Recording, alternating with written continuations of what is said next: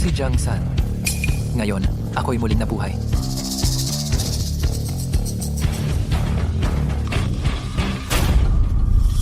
Jiang San, pinapunta ka para maghain kay Boss Lee. Bakit ikaw ang kumain? Huwag ka nang kumain. Iyon ay akin, pangregalo kay Boss Lee.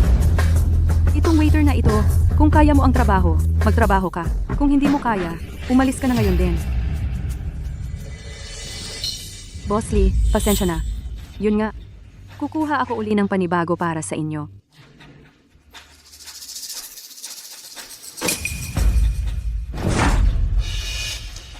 Hindi rin naman ako, taong kuripot.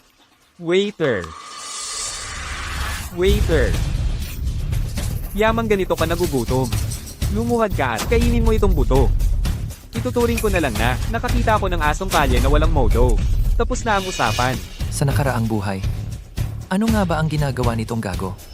Waiter, halika, tingnan mo ito. Bakit may langaw? Sa pagkain na ito? Ikaw nga si Jiang San, ako naman si Lizzie. Ngayon, ako ay nandito para maghanap ng away. Sino ba ang nag-utos sa'yo na makipag-ugnayan sa nobya ni Young Master Leo? Mukhang gusto mong mamatay. Jiang San. Samahan mo ako, pwede ba? Sabay tayong umalis dito. Umalis ka na. Huwag mo na akong hanapin. Umalis ka na. Isang duwag ka lang. Sa nakaraang buhay, dahil sa aking pagiging duwag,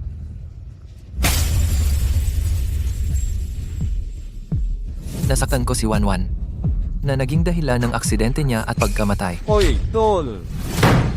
Bingi ka ba? Kausap ka ng boss ko. Naririnig mo ba? Magsalo-salo ka.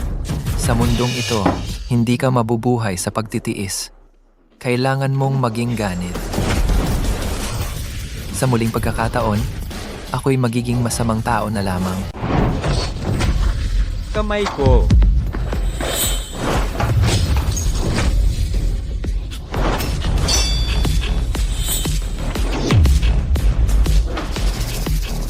Jiang San, maglalakas loob kang mana pa? Alam mo ba kung kanino ako? Alam, aso ni Liu Zicheng. Dapat nga kitang pasalamatan noong nakaraang buhay. Kung hindi dahil sa mga asong napakalupit ang pagkakagat sa akin, hindi sana ako mula sa bunto ng mga patay ay umakyat sa posisyon ng hari sa ilalim ng lupa. Ang binata ng pamilyang Liu, si Liu Zikeng, ay isang napakayaman sa Jiangcheng. Maglalakas loob kang makipag-away sa kanyang nobya, si Merong Wanwan. Alam mo bang naghahanap ka ng kamatayan? Xiaozang, ilapag mo na yung hawak mo, Boss Lee. Ginong Lee, ngayon kasi, kinakasal ang nobya niya sa iba. Masama ang loob niya. Kaya, nakipagsuntukan siya sa'yo. Pakiusap, maging mapagpatawad po kayo. Patawarin niyo na po siya. Tatay, tumayo ka. Yung kay Jiang San, bakit ka nakikialam? Ni hindi ko siya gusto. Si Murong Wanwan. Paano siya magiging nobya niya? Jiang San, mabait kang bata. Sino ba si Murong Wanwan? Anak siya ng pinuno ng sindikato sa Jiangcheng. Hindi yan para sa mga ordinaryong tao na maabot. Ngayon, nasagasaan mo pa si Ginoong Lee. Umalis ka na. Kunin mo na itong pera. Umalis ka sa Jiangcheng. Lumayo ka ng lumayo.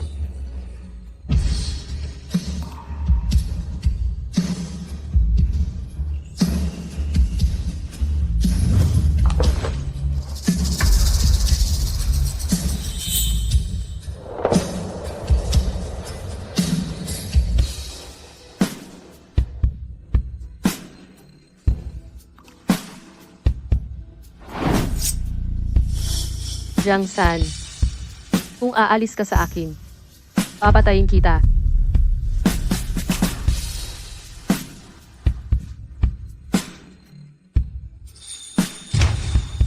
At saka ako na ang papatay sa sarili ko, Kuya Jiang San. Paglaki ko, pakakasalan mo ako.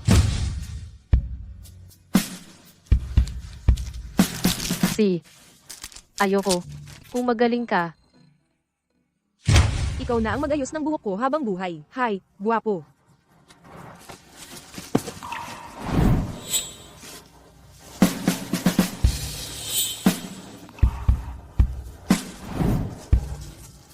pwede ba mag-add sa Weixin?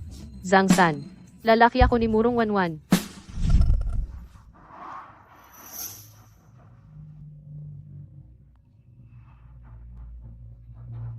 Kung may ayaw, lumapit at magpabugbog. Nang tumakas ako sa kasal, sabi nila, baliw ako. Mukhang ganoon din ang tingin mo. Dapat hindi na lang ako nagkaroon ng pag-asa sa'yo.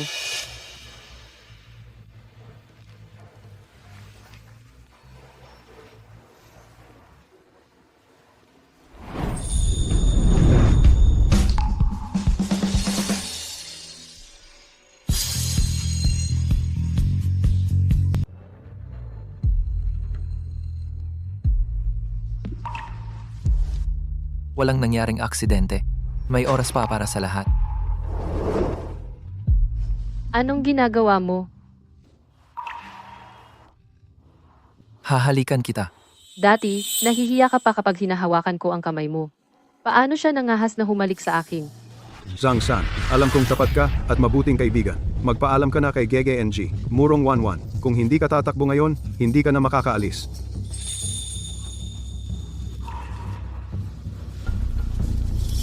Salamat. Sa halik na ito para magwakas.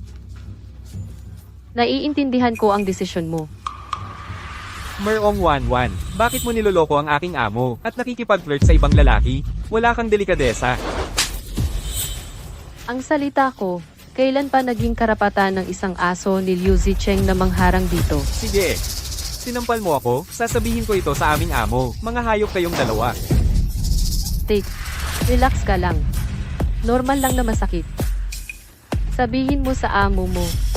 Nanilin lang niya ang tatay ko para sa kasal. Ang utang niya sa pandaraya. Ako mismo ang maniningil sa kanya.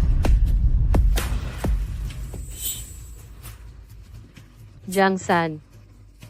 Mula ngayon, hindi na kita gagambalain.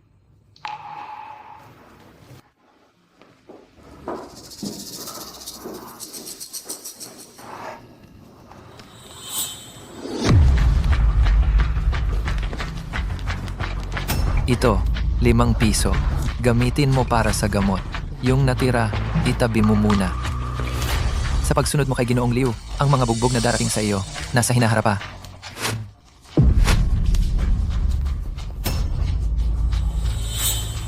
Boss. Ito, 820 piso. Ingatan mo. Bukas. Baka maging 8,200,000 na ito.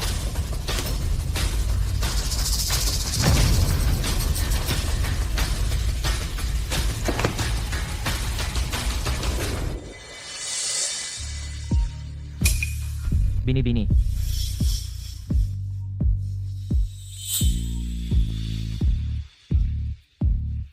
Tatay, Murong 11, tumakas ka sa kasal. Sino ba talaga ang gusto mong makita? syempre, ang taong tunay kong gustong pakasalan. Sino? Ako. Zhang San.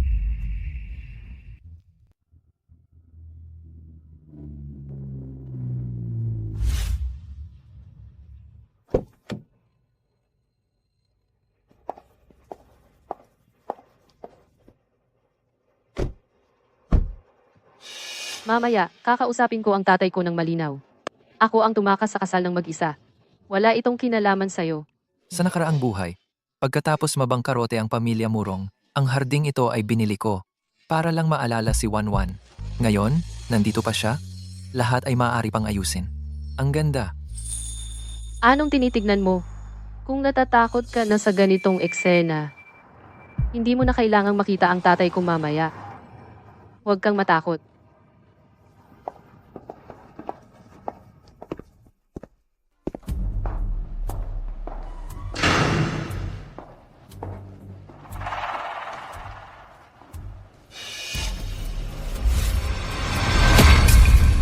Tatay, tinututukan mo ng baril ang kaibigan ko.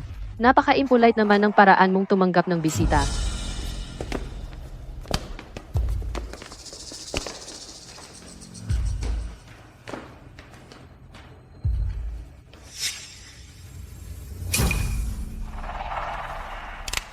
Gago, kung sasabotahehin mo ang kasal ng anak ko, babarilin kita. Tatay, ibaba mo ang baril. Van. Ako ang lumapit sa kanya ng kusa. Wala siyang kinalaman dito. May sasabihin ka ba sa tatay ko? Pagkatapos mong sabihin, umalis ka na agad. Kung hindi, talagang papatayin ka niya. Ito pa ba yung duwag na yon? Nakita ang baril? Hindi ba dapat tumakbo siya ng nagmamadali? Ginoong Murong. Natakot ako sa baril mo. Alam ko na, paano biglang nagbago ang ugali nitong duwag na to. Kung natatakot ka na, umalis ka na agad. Dahil kay Wanwan, hahayaan kitang mabuhay ngayon. Ang anak kong babae ng Black Dragon Society. Pangarapin mo pa ba ang ganitong duwag? Umalis ka. Kung hindi, sa susunod na taon sa araw na ito, anibersaryo ng kamatayan mo na. Nagkakamali ka, Ginoong Murong. Narito ako. Hindi para humingi ng pahintulot na makasama si Wanwan. Wanwan, nakikita mo? Ito ang lalaking laging nasa isip mo. Hindi na muna natin pag-usapan. Ang estado sa buhay, paano ka mapoprotektahan ng ganitong duwag sa hinaharap? Kahit papaano, hindi niya ako aapihin sa ngalan ng pagprotekta. Jiang-san, kung may kailangan ka, sabihin mo sa akin, papayag ako. Totoo ba? Sabihin mo, magkano ang gusto mo? Pagkatapos mong makuha, umalis ka ng tuluyan sa Jiangcheng at huwag mo nang makita si Wanwan habang buhay. Ginoong Murong, hindi ako narito para humingi ng pahintulot. Narito ako para sabihin sa iyo na pakakasalan ko si Murong Wanwan. Anong sinabi mo? Murong Wanwan, maging asawa mo ako. Kanina mo pa sinasabi na papayag ka ng sigurado. Hindi, ganon kabilis. Ang pagsisisi mo, diba? Kayabang naman. Anong karapatan mo para pakasalan si Wanwan? Ako si Murong Waiting, 20 taon ng hari sa ilalim ng lupa. Ang negosyo ko'y pagpatay na walang bakas ng dugo. Ikaw, isang duwag na takot mamatay. Anong karapatan mo para sabihin yan sa akin? Palayasin niyo siya. Kapag muling tumapak dito, hindi na niya kailangan ang buhay niya. Tatay, huwag mo siyang galawin. Umalis ka na. Sapat na sa akin na sinamahan mo ako rito. Siya. Putulin ang isang paa niya.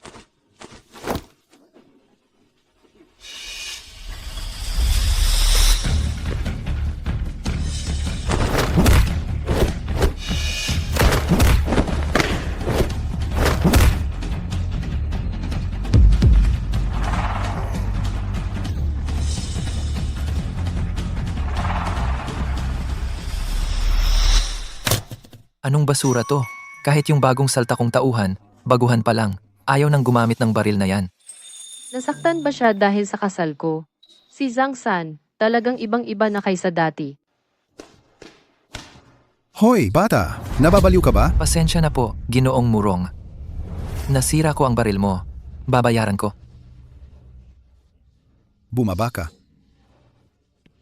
Yung batang yon, kahit manok ayaw pang patayin dahil sa takot. Anong nangyari ngayon? Hoy, bata ka. Sa ilalim ng lupa ng Jiangcheng, ang batayan ay lakas at paraan.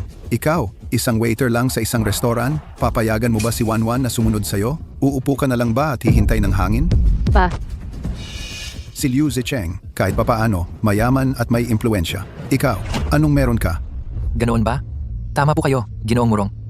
Ang pamilya Liu ay mayaman at may impluensya, pero ang yaman at kapangyarihan ngayon ay sa inyo. Bukas naman, maaaring maging akin.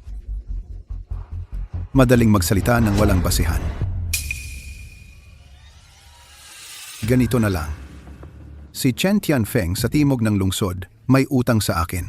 Hindi naman kalakihan, 50 milyon lang. 6 na buwan na niyang binabaliwala. Kung talagang may kakayahan ka, kunin mo iyon para sa akin. Si Chen Tianfeng. pa. Si Chen Tianfeng, yung baliw na yon, ang mga tauhan niya ay pawang mga desperado. Papuntahin mo siya ron? Hindi mo ba siya pinapapatay? Ano? Takot ka na? Kung hindi mo mabawi ang utang na ito, paano mo mapoprotektahan ang anak ko? Yung baril, hindi mo na kailangan bayaran. Umalis ka na lang. Ang lalaking ito, tuso.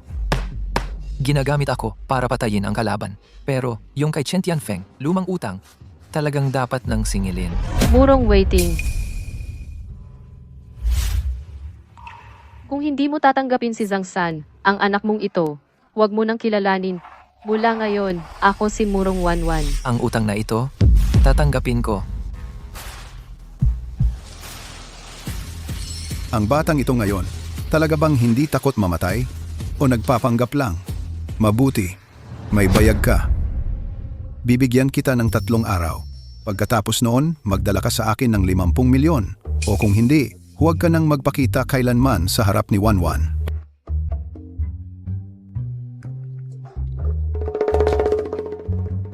Hindi aabot ng 3 araw. Van, bukas babalik ako.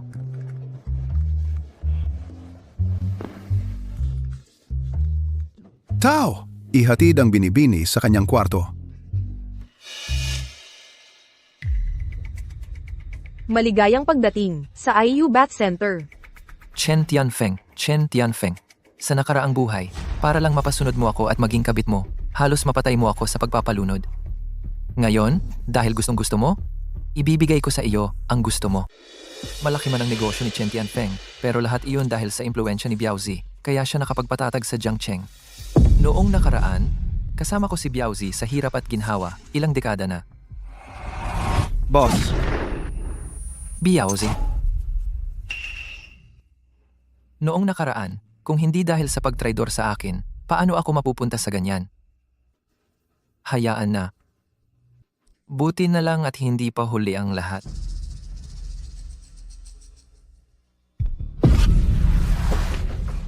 Uulat po, binibini. Walang nakitang kakaiba. Ligtas si Jizang. Sundan mo pa rin siya. Ingatan mo siya. Huwag mong pabayaan na may mangyari sa kanya. Nakuha. Zhang Xiaoyu, ito ang spa ni Ate Peng, hindi iyong review center mo. Pwede ba, huwag mo nang, lagi mo yung daladalang vocabulary notebook mo at tinitingnan ng palihim. Pasensya na po. Ayun, masunurin. At saka, kapag hinipuan ka ng customer, gusto ka lang naman yan. Huwag kang parang, nawawala ng laman pag nahawakan ka. Kung magpapatuloy kang ganyan, wala akong magagawa kundi sabihin kay Ate Peng. Naiintindihan mo? Naiintindihan ko po. Mabuti naman kung naiintindihan mo. Huwag kang magaya sa kuyang walang kwenta mo. Mas pipiliin pang magtrabaho sa karinderiya kaysa tanggapin ang kabutihan ni Ate Peng. Dapat marunong kang sumunod sa agos. Para ka lang makasabay sa lipunan. Hoy, sino ka ba? Pakialamero ka? Malapit na ang college entrance exam. Zhang Xiaoyu, bakit ka nandito? Kuya? Kuya, hindi na ako magko-college. Huwag kang masyadong magpakahirap. Xiaoyu, hindi naman mahirap para sa akin. Basta't masipag at determinado ang tao, magiging maayos din ang buhay. Mag-aral kang mabuti. Ang pera, ako na ang bahala. Huwag kang makialam sa buhay ko. Ayaw ko ng pera mo. Xiaoyu, Umalis ka na kuya. Huwag kang makialam sa buhay ko. Akala ko sino na, isa ka lang palang, maliit na walang kwentang tagahawak ng plato. Ano, dumating ka para ipagtanggol ang kapatid mo? Hindi mo ba tinitimbang ang sarili mo? Kuya, luhot. Katawa-tawa, ako at isang, walang kwentang tagapagdala ng plato na luluhod. Gago, alam mo ba kung sino ako? Hindi mahalaga kung sino ka. Pagkatapos ng 3 minuto, bubuhatin ka palabas. Pagkatapos ng kalahating oras, ikaw ay nasa ospital. Magkakapira-pirasong bali ang isang braso mo. Mapuputol ang isang binti mo. Pero ang sasabihin mo lang ay ikaw ay nahulog sa hagdan. Kung hindi, sa susunod na araw, ikaw ay lilitaw sa malamig na kamarong patayan. Naiintindihan mo ba? Ikaw, anong gusto mong gawin? Pananakot. Karahasan.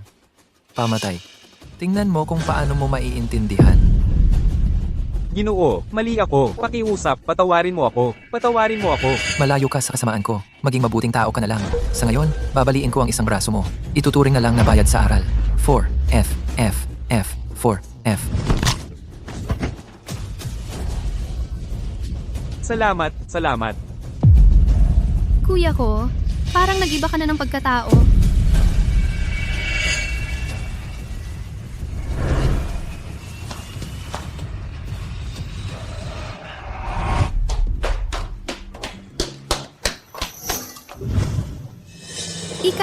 Ikaw pa ba ang kuya ko? Dati, masyadong duwag ang kuya mo. Hindi ka naalagaan ng maayos. Hindi mo ako sinisisi? Lihim na lumabas para magtrabaho. Hindi ka sisishin ng kuya mo. Ang kuya mo, sisishin lang ang sarili sa kawalan ng kakayahan. Hindi na alagaan ng maayos ang kapatid na babae. Pero habang nandito ang kuya mo, hindi ka hahayaan na magdusa kahit kaunti. Ipapadala pa kita ng kuya mo para mag-aral sa ibang bansa. Hindi ba gusto mong pumunta sa Australia? Kung gayon, pumunta ka. Totoo ba? Maari bang samahan mo ako sa Australia? Oo, kapag natapos ko na ang mga bagay-bagay dito, agad tayong pupunta.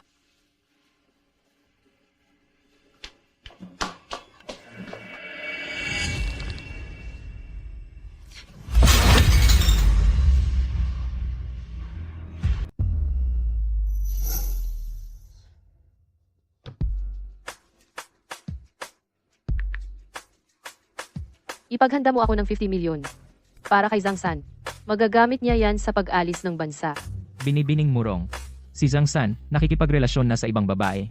Ganyan na ang kalagayan. Tinutulungan mo pa siyang umalis ng bansa. Huwag nang magsalita pa.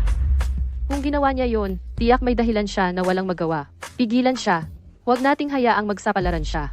Hanapin si Chen Tianfeng. Ayusin agad ang pag-alis niya ng bansa. Walang sino mang dapat saktan siya. Gawin ang sinasabi ko. Nakuha ko.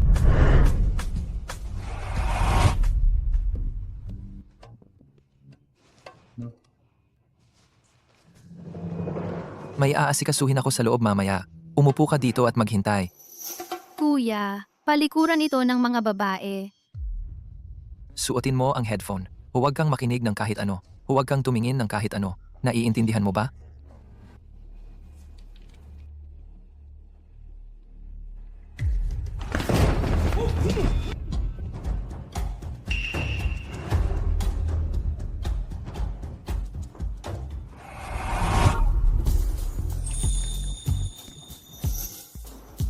Ate Feng, ang tagal nating hindi nagkita. Ang ganda pa rin ng katawan mo. Malaman pa rin. Hoy, akala ko kung sino. Yun pala, ang pinakasikat na mabait na tao sa Jiangcheng, si Zhang San pala. Ano? Nagsasawa ka na ba sa pagiging waiter? Gusto mong pumunta dito kay ate? Para maghanap ng kasiyahan?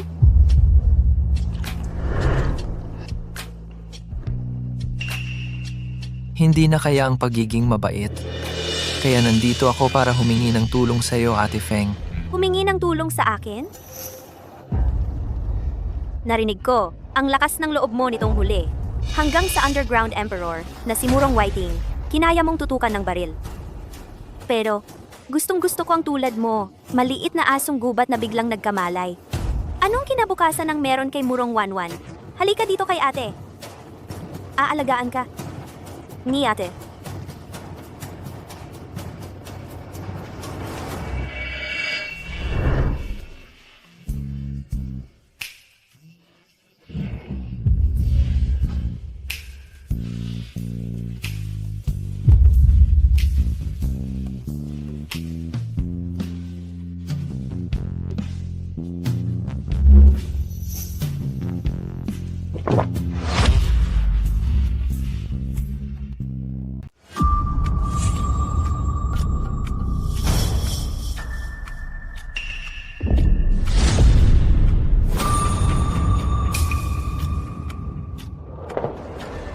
Napag-isipan mo na ba?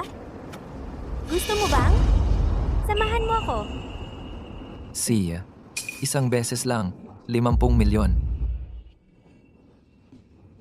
Pera? Madali lang yan. Basta, mapasaya mo lang si ate. Ang init-init mo kasi, palamigin kita, para lumamig ka. Zhang San, gusto mong mamatay? Gibain niyo siya.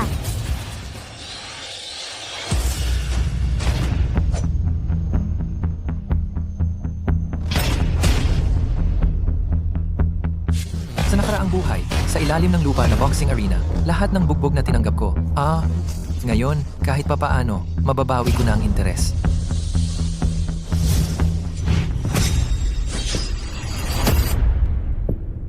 Tanda.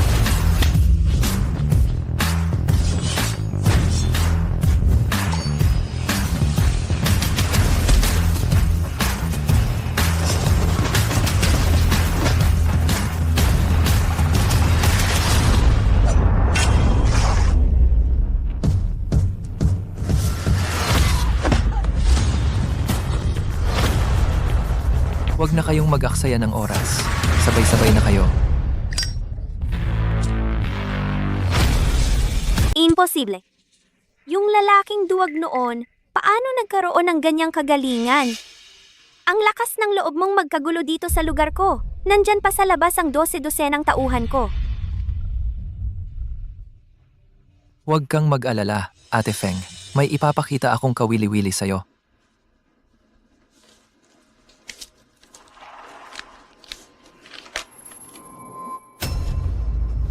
Ang kontrata ng utang ng pamilya Murong, bakit nasa'yo? Kasama ka rin ni Biao. At alam mong laging magkaaway siya at ang mga murong. Yung pag-utang mo sa mga murong, hindi niya alam. Ayokong makialam sa mga gulo nyo, pero yung 50 milyon na utang mo sa mga murong, nakakabahala yan. Kung mapunta sa kanya, ang kontratang ito, alam mo namang mainitin ang ulo niya? Oy, Huwag mo akong takutin. Ikaw? Kakilala mo si Zhao de Biao? sige, kaya na. Wag!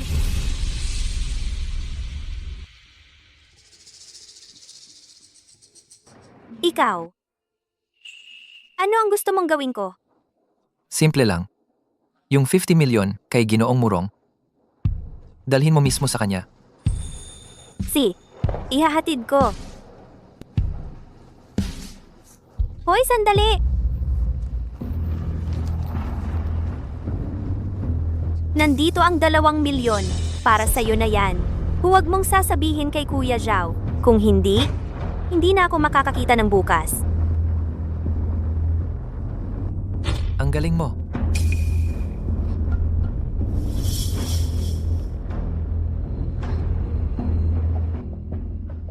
Tay, ano ba talaga ang nangyari? Alam ng buong Jiangcheng na kahapon, yung kasal namin ni Wanwan, ang nangyari.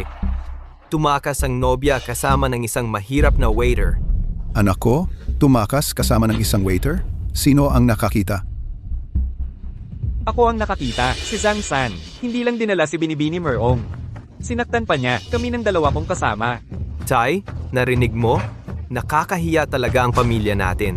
Zicheng, hindi pa naman kayo ni Wanwan ikinasal. Huwag mo akong tatawaging Tay. Ito. Kuya Liu, totoo namang ikaw ang pinakamakapangyarihan sa Jiangcheng. Pero ang pamilya namin, mayaman at iginagalang din. Sa pangyayaring ito, kailangan mong bigyan ang pamilya namin ng paliwanag. Sino ba yang Jiang San na yan? Anong klaseng tao yan? Jiang San na. Karapat-dapat ba siyang makialam sa pagsasama ng ating dalawang pamilya? Kuya Liu, huminahon ka muna. Si Wanwan, nagkamali lang yan pansamantala. Nauto lang siya ng batang yon. Kailan ba papasok sa pamilya namin ang manugang naming babae? Huwag nating hayaang masamang impluensya ang sumira sa kanya. Ginang, hindi naman po ganoon kalala. Ang tao, naayos ko na. Pinapunta ko siya kay Chen Tianfeng sa timog ng lungsod para maningil ng 50 milyong utang. Chen Tianfeng? Tay. Tio Murong, hindi ba't pinapahamak mo lang siya? Yun nga ang isang solusyong pangmatagalan. Wanwan.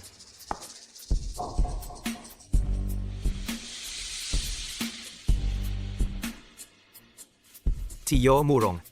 Sa tingin ko, yung kasal ng ating dalawang pamilya ay dapat na ituloy na ng maaga para hindi makialam ang mga walang kwentang tao sa labas. Sa ating pagsasama, Mga walang kwentang tao. Hindi naman nagnanais ng kapangyarihan ng angkan Murong at gagawa ng lahat ng paraan para lamang makapag-asawa ng isang babaeng hindi naman nila mahal. Hindi ba ganoon? Ginoong Liu, Wanwan, bakit hindi mo paniwalaan na tunay kitang minamahal? Liu Zicheng. Dapat kang magpasalamat na hindi tayo ikinasal. Bakit? Kung hindi ka sana ngayon nakaupo dito. Bagkus, sa gabi ng kasal, nasa balita ka na bilang isang namatay ng mahiwaga. Tay, Wanwan, ikaw at si Cheng ang magiging pamilya. Bakit pa para sa isang dayuhan ay tatakutin mo siya? Tama. Narinig kong ang waiter na iyon ay pumunta sa teritoryo ni Chen Tianfeng. Sa ganoong lugar, may chance pa kaya siyang mabuhay? Malamang ngayon ay nakahalo na siya sa pagkain ng mga isda sa ilog. 1-1.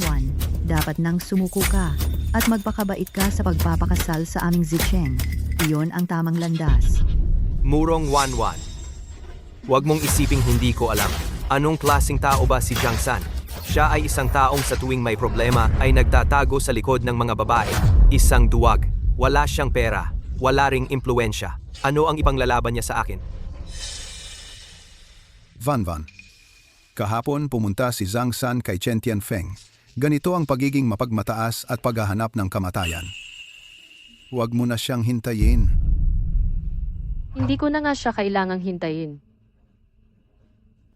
Zhang San, pumunta ka sa Australia kasama siya. Malamang habang buhay na hindi ka nababalik, di ba? 1-1. Ako si Jiang San. Nakabalik na ako. Ikaw. Anak ng pamilyang Liu. Sabi nila, mayaman at makapangyarihan ka. Ako.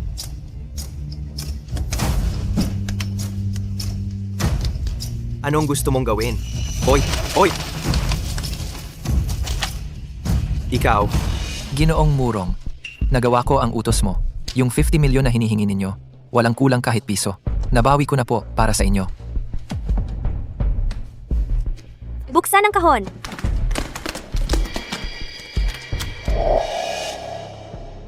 Chen Tianfeng. Si Zhao Debiao mula sa Timog Lungsod, laging may alitan sa Black Dragon Society. Hindi ba't si Chen Tianfeng ay tauhan ni Zhao Debiao? Paano siya posibleng personal na maghahatid ng pera? Ginoong Murong, noong una, yung 50 milyon na hiniram ko sa iyo ng pribado, nandito na lahat. Kasalanan ng mga tauhan ko na hindi nagpaalala. Kaya ako ay naantala ng ilang buwan bago nakapagbayad. Huwag po sana kayong magdaramdam sa akin. Huwag ninyo akong sisihin. Huwasay kang mag-alala. Yung maliit na halagang 10 milyon lang, may mga pagkakamali ang mga tauhan, hindi maiiwasan iyon. Jiang San, tingnan mo, nabayaran na ang pera. Yung kontrata.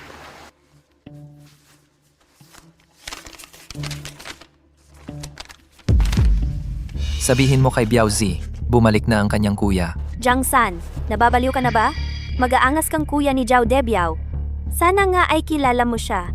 Kung hindi, hahanapan kita ng magandang lugar para sa puntod. Ay naku, Nakakainis talaga. Sobrang nakakainis. Bienan, hahayaan mo lang ba na ang hamak na basurang ito ay ganyan kami insultuhin ang aming pamilyang Liu? At insultuhin ang iyong magiging manugang? Kapatid na waiting, ang pangyayari ngayong araw na ito, ang batang ito ay kailangang magbayad. Kung hindi, paano na ang mukha ng aming pamilyang Liu? Sa mundo ng negosyo sa Jiangcheng, ano na lang ang sasabihin tungkol sa ating dalawang pamilya? Kapatid na Liu, ang mga bagay ng mga bata, hayaan na sila ang mag-ayos. Kapag tayong mga matatanda ang makialam, nakakahiya. Kapatid na waiting. Jiang San, akala mo ba na dahil nakapanloko ka ng mga gawaing squatter kay Chen Tianfeng, ay makakapasok ka na sa aming mundo? Ikaw ay isa lamang basurang tagadala ng plato. Basura. Si Murong 1-1 ay pansamantala lang na naaliw. Itinuring ka lang niyang laruan. Kapag nagsawa na siya, ni hindi ka man lang karapat-dapat na maglinis ng sapatos niya.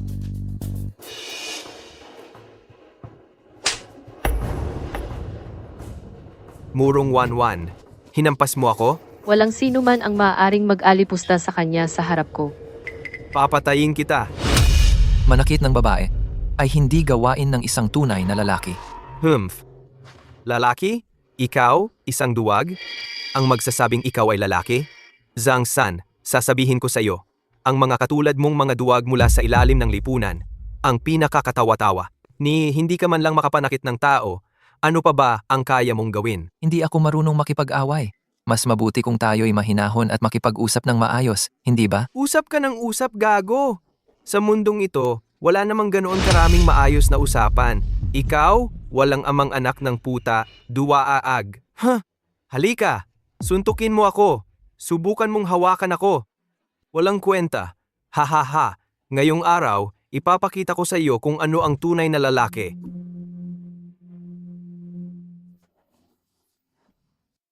Wan, totoo ba ang baril na ito? Jiang San, wag kang magpadalos-dalos. Siheng. Oh, Mrs. Si Heng. Ginoong Liu, parang hindi ka na talaga lalaki ngayon. Anong gagawin ko? Anak, Murong Waiting. Pinapanood mo lang? Mabuti. Magaling talaga ang Black Dragon Society. Magaling talaga si Murong Whiting. Kahit na may mga baliw na nanggugulo, dinudungisan ang aming pangalan at sinasaktan ang aking bugtong na anak. Ang utang na ito, tatandaan ng pamilya Liu. Umalis na tayo. Bilisan mo? Paano mo nagawa na siya'y barilin doon? 1-1. Naglakas loob siyang saktan ka. Hindi ko na talaga matiis. Dapat sa ulo mo binaril. Ang taong ganyan, magdudulot lang ng problema sa hinaharap. Ha? Muntik ko nang makalimutan. Anak ka pala ng isang mafia boss. Zhang San, Murong Waiting. kunin mo ang utang na iyon para sa akin. Ang pabor na ito, iya ako muna ni Murong Waiting. Pero sa loob ng aming pamilya Murong, naglakas loob kang gumawa ng aksyon. Nasaktan mo ang miyembro ng pamilya Liu at lubusan mo pang ininsulto. Ang utang na ito, paano natin ito tutuusin?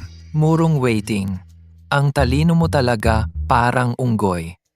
Ginamit mo ang kamay ko para maningil. Kung hindi makuha, madali mo namang maitutulak ang sisi sa akin. Dahil sa respeto sa pamilya Liu, ayaw mong magkagalit ng hayagan, kaya ginamit mo ako para tuluyang putulin ang ugnayan. Sa lahat ng ito, lahat ng pakinabang napunta sa iyo. Siya'y isa lamang batang baguhan. Paano niya nakita ng ganito kalinaw? Zhang San, ikaw pa rin ba ang dating Zhang San?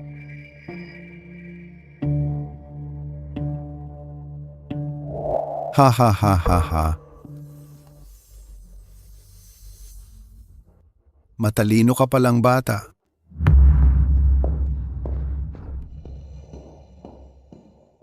Hindi ganoon katalino. Noong nakaraang buhay, patay na ko ng 800 beses. Bini-bini. Ang tapang mo kanina ah. Yung sampal na yon, ang lakas ng tama. Sinong nag-utos sa kanyang murahin ka? Masakit ba ang kamay mo? Kung nagpasya ka nang umalis, bakit ka pa bumalik? Anong sinasabi mo? Wala lang. Paano mo nakuha ang perang ito? Si Chen Tianfeng, hindi yan basta-bastang tao. Nakipag-usap ako ng maayos. Maayos na usapan gamit ang mga kamao. Siyempre, hindi lang para tulungan ang tatay mong maningil. Kailangan ko rin talaga ng pera. Nakuha mo na ba ang pera? Oo, kahit kaunti lang. Pero sapat na yon pansamantala. Oo nga pala, 1-1. Madalas kang pumunta sa ibang bansa. Alam mo ba kung paano kumuha ng visa papuntang Australia? Turuan mo naman ako. Aalis ka nga talaga.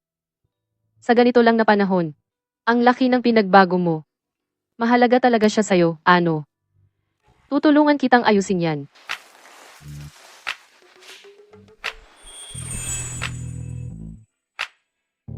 Ang sapahan ng lagi mo. Da. Bakit ako noon, ganoon kaduwag? Naku, Bini-Bini, may problema. Si Zhang San. Anong nangyari kay Zhang San? Si Zhang San anong ginagawa niya rito? 1-1. Uuwi ako mamaya. Oy. Babalik ka nga ba talaga? Anong sinasabi mo?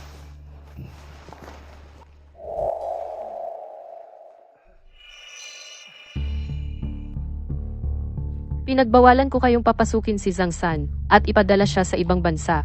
Ano ang nangyari ngayon? Bini-Bini, talagang pipigilan namin siya, sana. Pero sino ang mag-aakala?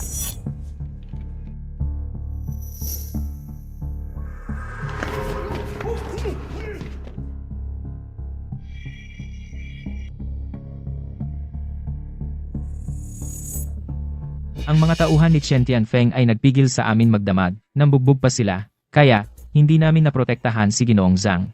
Akala nga namin ay na. Lumabas kayo. Ay, Biauge, tikman niyo po ito. Bagong dating na produkto. Balita ko po, gusto niyo ang ganitong lasa. Ano ba ang gusto mong sabihin? Biauge, kahapon, may isang lalaki ang naggulo sa ating paliguan. Napakalupit ng mga paraan niya. 6 kong tauhan ay hindi umabot ng 3 minuto sa harap niya. Fengar, ipinagkatiwala ko sa iyo ang lugar na ito. Kung ang ganitong maliit na bagay ay idudulog mo pa sa akin, ano pa ang silbi mo sa akin? Ha? Hindi po ganoon, Biauge. Ang punto po, napakayabang talaga ng lalaking iyon. Nagpahatid pa siya ng mensahe para sa inyo. Sabi niya, sabihin mo kay Biaozi, bumalik na ang kuya niya. Sabihin mo, sino? Si Jiang San. Ako si Zhao de Biao, sa daan na ito. Ang tagal ko nang naglalakbay. Ang sino mang maglakas loob na magpakilala ng ganoon, patay na yan. Matagal nang nalibing. Sabi ko na nga ba, gawa-gawa lang niya yon. Balikan ko at aayusin ko na siya.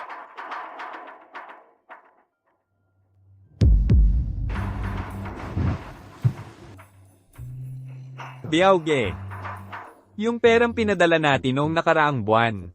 Binalik na naman. Ayaw pa ring tanggapin. Matigas pa rin ang ulo. Sino? Sinong may lakas ng loob na tumanggi sa pera ni Biauge? Isang matinong tao. Noong araw, nahulog ako sa balon. Muntik na akong malunod. Siya ang humatak sa akin pataas. Siya pa ang nagpaaral sa akin. Kahit na siya mismo, bawat buwan, kumikita lang ng konting pera. Araw-araw pa rin akong pinapayuhan na maging tapat. Pero sa mundong ito, mahirap mabuhay ang mga matuwid.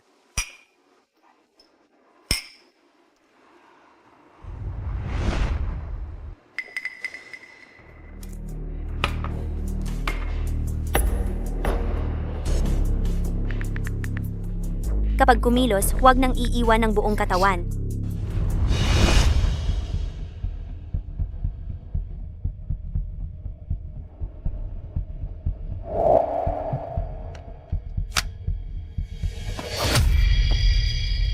Hinahanap mo ako?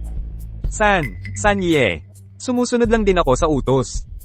Sabihin mo sa akin, nasaan si Chen Tianfeng? Sige. Ha ha ha ha.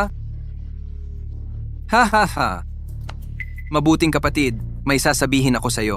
Sabi ng aking stepfather, kapag natuloy ang negosyong ito, papalitan niya ang kotse ko ng pinakabagong sports car. Pagdating ng panahon, sa loob ng kotse, ha ha ha! Gege, bakit ang bait sa'yo ng stepfather mo? Ang galing. Sino ba ang nakakaalam?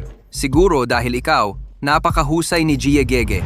Yung tunay na anak ng stepfather ko, hindi ko alam kung nasaan. Sa aling restaurant naghuhugas ng pinggan. Yung matandang yon, hindi siya pinapansin o inaasikaso. Ha ha ha ha. Inuman na.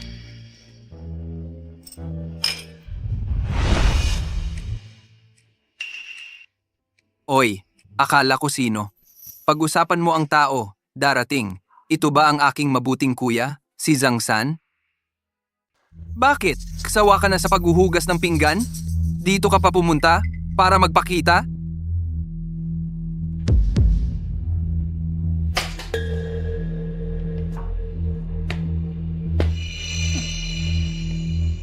Nagkukunwaring hindi ako kilala. Ama mo naman ako. Sa pangalan lang na anak. Nakita mo akong kapatid mo. Wala man lang bati. Talaga nga, walang ina na nagpalaki. Walang modo talaga. Haha, kuya. Patay na ang nanay mo. Ang tatay mo, kinuha ang pera ng siguro at nag-asawang muli. Pinag-aral ako, binilhan ng kotse at bahay. Alam mo ba kung bakit? Ha? Dahil sa tingin din ng tatay mo, ikaw at yung hamak na kapatid mong babae, karapat-dapat lang mag-alila at maghugas ng paa. Samantalang ako, ang magaling na anak, ang magpaparangal sa kanya. Pwede ka pang mabuhay ng ilang araw. Hindi ba't gusto mo ang maglingkod sa iba? Halika! Halika! Lumuhod ka at punuin mo ng alak ang baso ng nobya ko. Tapos, kumanta ka ng conquer. Saka kita palalayasin.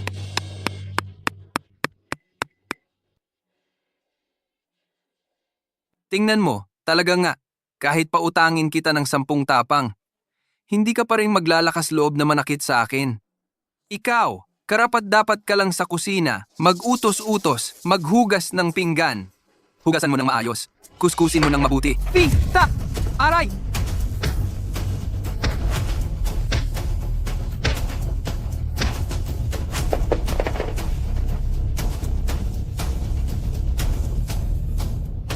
Kung mahilig kang uminom, uminom ka pa ng marami.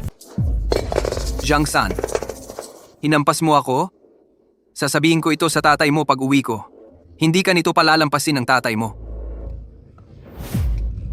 Tatay mo yan.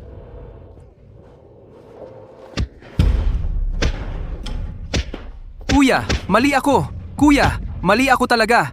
Huwag mo na akong sasaktan, mali na ako! Tulong! Tigil na! Mali na ako!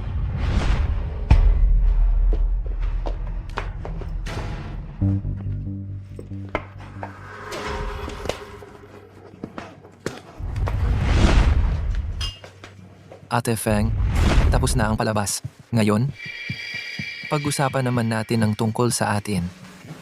Zhang San, nasaan yung mga taong pinadala ko para ihatid ka? Bakit? Ikaw lang ang dumating? Yung kaibigan mong nakasombrero? Kanina, nang dumaan kami sa tabi ng ilog, sabi niya, mainit daw siya. Gusto niyang tumalon at lumangoy. Hindi ko siya mapigilan. Ngayon, malamang naglalaro siya ng Fight the Landlord. Kasama ang Dragon King. Ate Feng, huwag kang mag-alala. Kung medyo makulit ang mga tao mo, tuturuan ko lang sila ng leksyon. Zhang San, huwag mong isipin na dahil magaling kang manuntok, ay magaling ka na. Nasa Jiangcheng tayo. Hinawakan mo ang mga tao ko. Hindi ka palalampasin ni Zhao de Biao. Ang ipinasabi ko kay Biaozi, naiparating mo ba? Huwag kang magkunwari, Zhang San. Hindi niya kilala ang tulad mo. Kapag ako ang kinontra mo, kamatayan lang ang aabutin mo.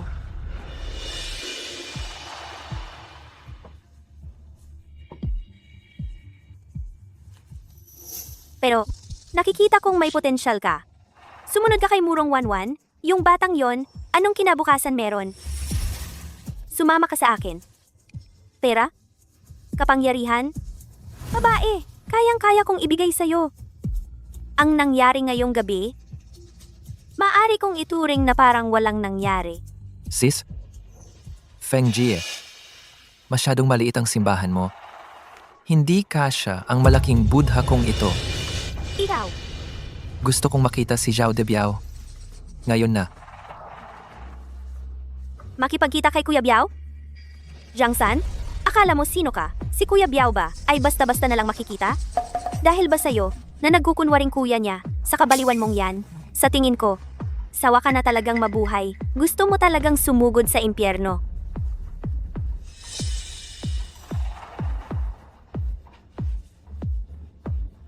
Sigurado ka bang gusto mo siyang makita?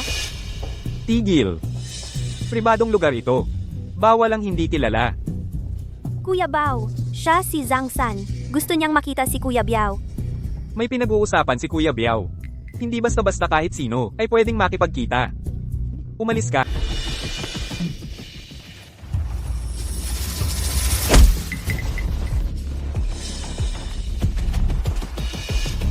Gusto mo bang mamatay? Puntahan mo si Zhao Dehu. Nandito na si Zhang San. Boss Leopardo, kung hindi, pahintulutan mo na lang siyang makita ito. Ituring na lang natin na pagtupad sa huling hiling niya bago mamatay. Ate Feng, alam mo naman, ang ugali ni Boss Biao. Kung papasukin natin siya, kakayanin ba natin ang responsibilidad? Ikaw si Leopardo, di ba? Maniwala ka sa akin. Kung hindi ako makita ng Boss Biao mo ngayon, mas malala ang kahihinatnan mo. Ang yabang mo, umalis ka na. Mahirap pigilan ang taong gustong-gusto ng mamatay. Oo nga pala, tiyak na hindi sinabi sa inyo ng Boss Biao ninyo na minsan siya'y nahulog sa Poso Negro at siya'y iniligtas ng iba, di ba? Kalokohan, malinaw na si Boss Biao ay nahulog sa isang balon. Zhang San, sa tingin ko, talagang baliw na baliw ka na. Ganitong klaseng katarantaduhan kaya mong gawin-gawin. Gaano kataas ang pagkatao ni Boss Biao? Paano siya mahuhulog sa Poso Negro? Paano mo nalaman ang nangyari kay Boss Biao? Ano sa palagay mo?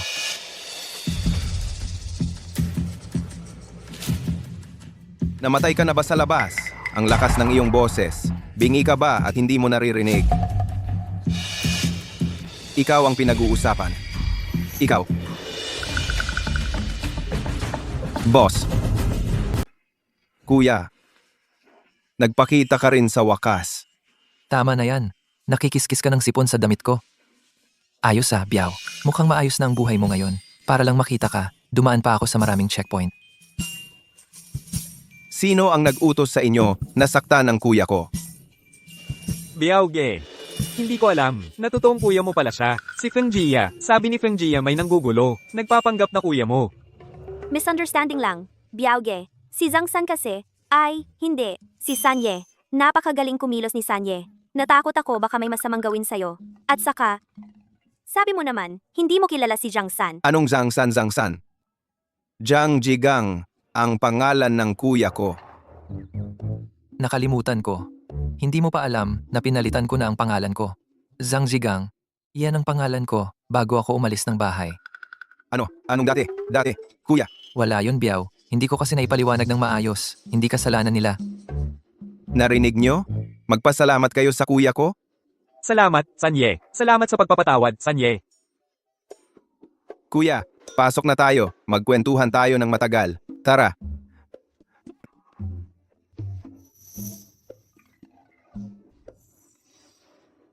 Kuya, nitong mga nakaraang taon, nagpapadala ako ng pera sa'yo. Ayaw mo rin tanggapin. Akala ko, dahil sa'kin, dahil hindi ako sumunod sa'yo, na mamuhay ng tapat, kaya ayaw mo na akong makita. Biao. Tama lang na hindi mo ako sinunod noon. Tama yon. Sa mundong ito, hindi mabubuhay ang mga taong masyadong mabait. Kuya, may nangapi ba sa'yo? Sabihin mo sa'kin, papatayin ko buong pamilya niya. Marami talagang tao noon ang nangapi sa akin. Pero, hindi na mauulit yon. Siyempre naman, nandito ako, si Zhao de Biao. Sinong mag-ambang? Boss, ikaw, kahit isang daliri. Mula ngayon, magtutulungan tayong magkapatid. Ang buong timog ng lungsod, ang ilalim ng lipunan, sa atin lahat yan. Biaozi. Ang gusto ko, hindi lang isang timog lungsod. Boss, ang ibig mong sabihin, Para maprotektahan ko si Wanwan, maprotektahan si Xiaoyu, at pati na rin ikaw, Biaozi. Gusto kong ang buong Jiangcheng, ang legal at ilegal, mula ngayon, maging Jiang na ang apelyido. magaling. Boss, kahit saan ka pumunta, susunod ako sa'yo, si Zhao de Biao. Kahit sa impyerno, basta sabihin mo lang.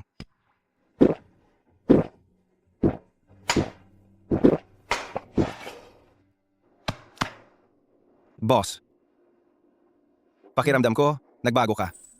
Parang ikaw ngayon, mas matapang kaysa dati, mas gwapo pa. Ginoong San. Ginoong San. Ginoong San. Ginoong San.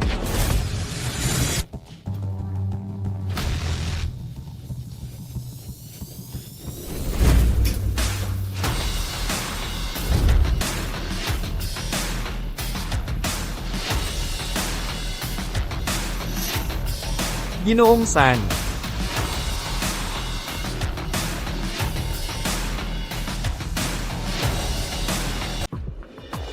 Ang lugar sa timog ng lungsod, si Feng Jie ang namamahala.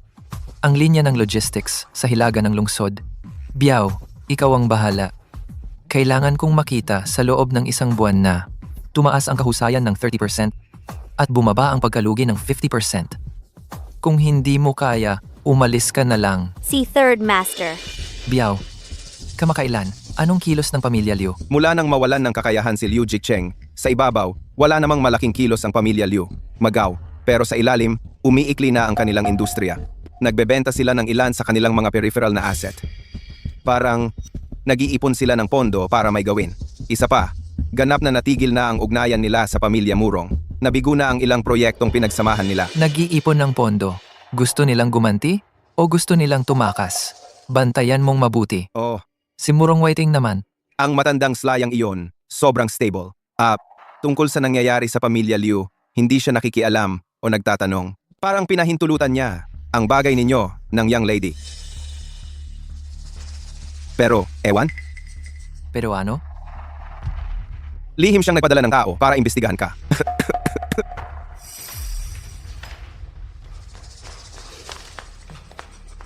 Ginoo, nakita na namin, nitong mga nakaraang araw, si Zhang San at si Zhao Debiao ay palaging magkasama. Madalas silang pumasok at lumabas sa lugar sa timog ng lungsod, at saka, Sabi, lahat ng ilegal na negosyo sa ilalim ni Zhao Debiao ay mabilis na isinasalin sa pera. Ang ilang underground casino at nightclub ay palihim na inilalagay sa listahan. Para ipagbili. Ayon sa ulat ng ating tauhan, si Zhao Debiao ay naglilipat ng pondo sa pamamagitan ng underground bank. Ang halaga ay napakalaki. ano pa? Kamakailan, si Zhang San ay patuloy na nag-apply ng expedited passport. Ang destinasyon ay Australia. Ang galing mo talaga, Zhang San. Akala ko nagbago na siya talaga. May tapang at may paninindigan. Hindi ko akalain na ang lahat ng ginawa niya ay para lang maghanda para sa kanyang pagtakas. Van Van. Tatay. Naniniwala akong may dahilan siya kung bakit niya iyon ginawa. Anak, tanga ka. Ginagamit ka lang niya. Ang paghingi niya ng utang para sa akin at pagkaaway sa pamilya Liu, malamang ay para lang makipag-ugnayan kay Zhao Debiao, yung desperadong iyon, at makipagsabwatan. Kumuha ng pera at tumakas. Wala talaga siyang balak na panagutan ka. Kailan siya aalis? Hindi pa tiyak. Pero malamang sa mga susunod na araw na. Wan, gusto mo pa bang mas masaktan ng husto? Ang lalaking ito, sa mga mata niya, pera lang, at kung paano siya makakatakas ang mahalaga. Lumapit siya sa iyo ay para lang sa impluensya at yaman ng pamilya nating Murong.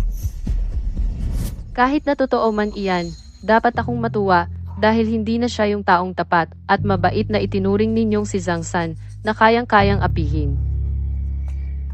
Van, saan ka pupunta? Hindi pa siya nagpapaalam sa akin. Kung gusto siyang imbestigahan ni Murong Whiting, hayaan mo na siya. Basta hindi makaapekto sa kumpanya at sa pag-unlad nito, okay lang. Nasa mahalagang yugto ngayon ang kumpanya ng agarang pagbabago. Lahat ng industriyang ating pinapasok ay dapat na legal at sumusunod sa batas. Naiintindihan mo ba? Naiintindihan.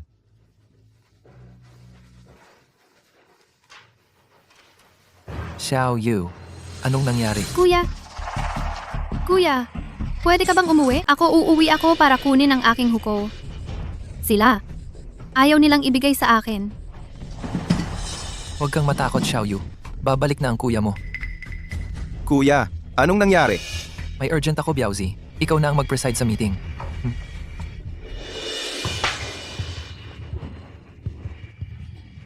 Ang kapal ng mukha mo! Nangahas kang bumalik para magnakaw. Sasabihin ko sa'yo, ang bahay na ito ay akin. Bawat bagay dito ay akin. Yung iniwan ng patay mong ina, naubos na noon pa. Gusto mo pang kunin ang huko? Anong gagawin mo? Diba? Gusto mong ilipat ang pangalan ng palihim? Walang pag-asa. Tingnan natin kung ano pa ang ninakaw mo. Ibigay mo. Huwag ka nang magsalita ng ganyan. Ibigay mo na lang ang huko sa kanya. Zhang Yongqiang, walang kwenta ka. May karapatan ka bang magsalita dito? Ang bahay na ito at ang compensation dapat noon pa ay aming mag-ina. Ang dalawang ito, lumaki ng ganito, marami kang tinulong sa kanila sa likod ko, di ba? Ngayon naalala mo na bumalik para kumuha ng gamit. Panaginip lang yan. Kailan ako nagtulong sa kanila? Ang galing mong magsinungaling. Pa, ma, bakit pa kayo nakikipag-usap sa putang ito? Sayang lang ang oras. Itong putang ito, katulad ng walang kwentang kuya niya. Mga hamak na tao. Kuya niya, kahapon sa bar, sinaktan ako. Ngayon naman, ito, nagnakaw dito sa bahay. I-report sa pulis. Talagang ire-report natin. Itong putang ito, dakpin. Hindi ako nagnakaw. Ang household registration, may pahina talaga para sa akin. Kailangan ko mag-aral sa ibang bansa. Kailangan ng household registration para sa proseso. Mag-aaral sa ibang bansa? Ikaw? O yung kuya mong waiter? Nakakatawa. Sa tingin ko, gusto mo kunin ang household registration para gawin kadiri. Diba? Diba? May utang ka sa labas? O kaya yung kuya mo ang nag-utos sa'yo? Gusto mong nakawin ang household registration para ibenta? Ang galing ng pangalawang asawa ni Lao Zhang. Ang tapang talaga. Yung batang babae, kawawa naman. Anong kawawa? Paano natin malalaman kung totoong nagnakaw sila? Pa, magsalita ka naman. Xiao Yu, ikaw. Yung household registration, hindi pa pwedeng ibigay sa'yo. Kailangan pa ng household registration ni GA. para bumili ng bahay. Sige, magsalita ka. Huwag mo akong kurutin. Ma? Kuya, Masakit ba? Sino ang nanakit? Dumating na si Jigang. Kunin mo na agad ang kapatid mo. Mula ngayon, huwag ka nang bumalik dito sa bahay namin. Sino ang nanakit? Jiang-san, nandito ka pa sa bahay? Siya ang nanakit sa akin kahapon. Ang sakit-sakit. Jiang-san, umalis ka na kasama ng kapatid mo. Kapag bumalik ka pa dito, tatawag ako ng pulis. Zhang Yongqiang, pinapanood mo lang na sinasaktan ng anak mo? Ganon ba? Jigang, ganyan ka ba makipag-usap sa tatay mo? Hindi ganyan ang ugali mo dati. Kanina lang, yung nanay mo medyo nag-init lang ang ulo. Patay na ang nanay ko. At hindi mo ako ama. Ba, Zhang-san, ikaw ba ang nag-utos sa kapatid mo na magnakaw dito? Ikaw na kuya niya, wala ring kwenta. Ako ang nagtutuwid sa kanya para sa pamilya Zhang. Hindi ba dapat lang yon? Ma, Ang sampal na to, patubo lang yan. Ikaw. Anong nangyayari sa batang to ngayon? Dati kapag nakikita ako, parang daga na nakakita ng pusa. Umalis ka para akong nagpalaki ng 2 ahas. kailan mo kami pinalaki? Mula nang mamatay ang nanay ko sa trabaho, nagtrabaho na agad ang kuya ko. Mula elementarya hanggang high school, ang tuition ko ay galing sa pagkalakal ng basura tuwing Sabado at Linggo at pagtatrabaho sa konstruksyon tuwing bakasyon. 1 piso, 1 pisong ipon yon. Nagbigay ba kayo ng kahit piso? Ba, ano ka ba? Bakit ko dapat bigyan ka ng pera? Zhang Xiaoyu, mag-sorry ka agad sa nanay mo. Siya ang pinakasalan mo gamit ang pera ng kompensasyon sa pagkamatay ng nanay ko. Kerida lang siya, hindi ko nanay. Zhang Jigang, bitawan mo ako. Bibilang ako ng 3. 2. Ayaw mong bumitaw, ha? Gagawin ko ito sa harap ng lahat ng kapitbahay. Papaluin kita. 3, 2. Jiang-san, hahampasin mo ang tatay mo? Walang utang na loob. Bumitaw ka nga. Bumitaw ka. Gago ka. Hahampasin mo ako? Aray. Grabe na talaga ito. Itong walang hiya. Hinampas niya ako. Hinampas pa niya ang sarili niyang tatay. Mga kapitbahay, tingnan ninyo ito. Ito ang tunay na anak ng pamilya Zhang. Ano bang klaseng hayop ito? Kunin mo ang huko. nako, mga kapitbahay, tingnan ninyo ito. Pinubugbog ng anak ang tatay. Sumpain ka sana. Hindi siya magtatagumpay.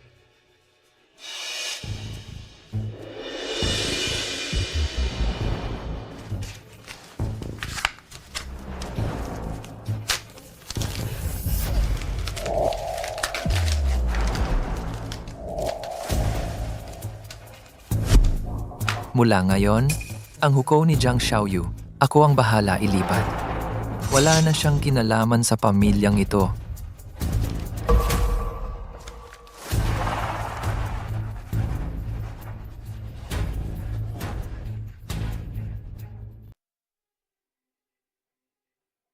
Tatay, nanay, tingnan ninyo. Talagang nag-apply si Zhang Xiaoyu para mag-aral sa ibang bansa. Siya, saan galing ang pera niya?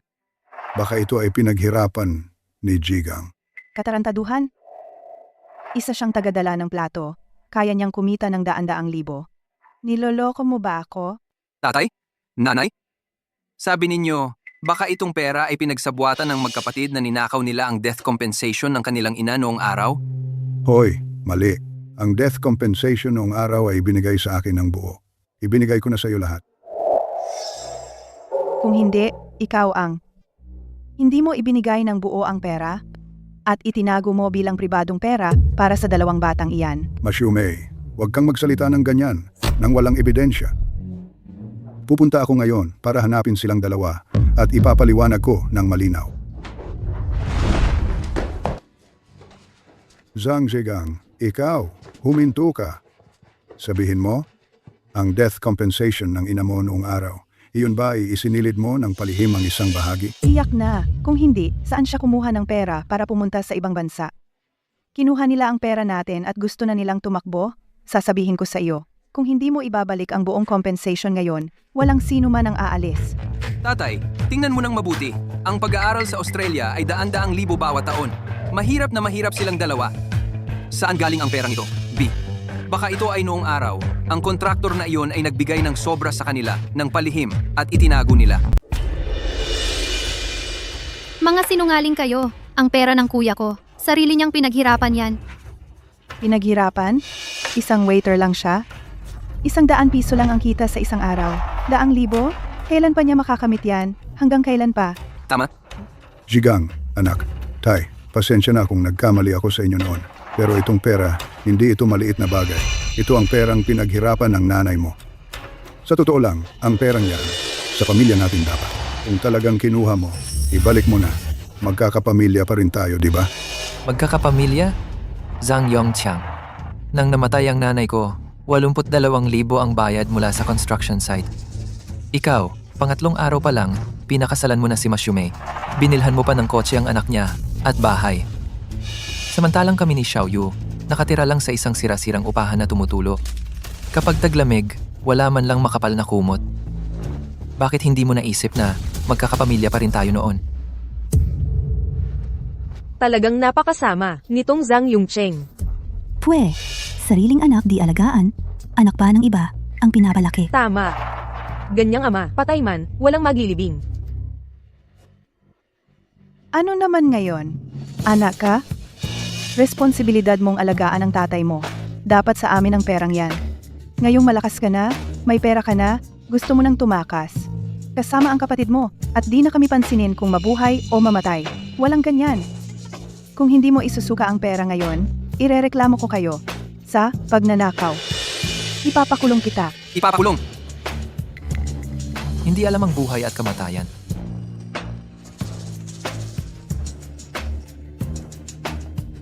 Biaozi. Dalhin mo ang mga tao sa Tuanje Ixingkun. Hindi kailangan ng marami. 20 lang, sapat na.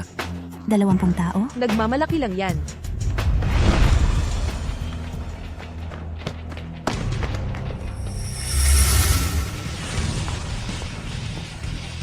Huwag nang pumunta.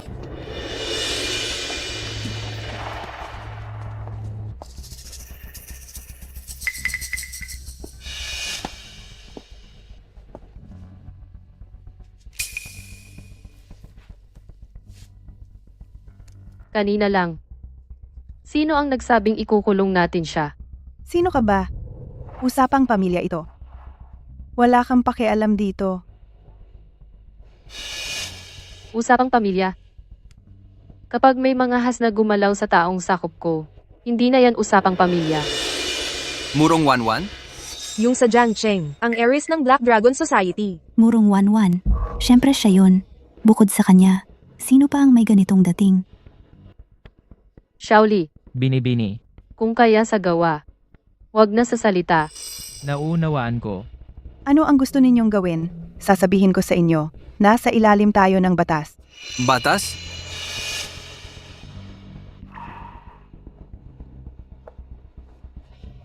Ito. Ayon sa mga kaugnay na probisyon ng Kodigo Sibil, ang death compensation ay dapat ipamahagi ng makatuwiran sa mga anak at gamitin para sa kanilang pang-araw-araw na pangangailangan. Kayo ay inaakusahang lumabag. Ayon sa bank records, ang account ni Zhang Yongqiang sa nakalipas na 10 taon ay buwan-buwang naglilipat sa tuition account ni Zhang Xiaoyu ng halagang wala pang 300 piso. Ito ay bumubuo ng malubhang paglabag sa tungkulin sa pag-aaruga ng isang batang anak. Ang aming mga abogado ay maghaharap nito sa pulisya at sa piskalya, mangyaring makipagtulungan. Paano kung hindi kami? Hindi makipagtulungan?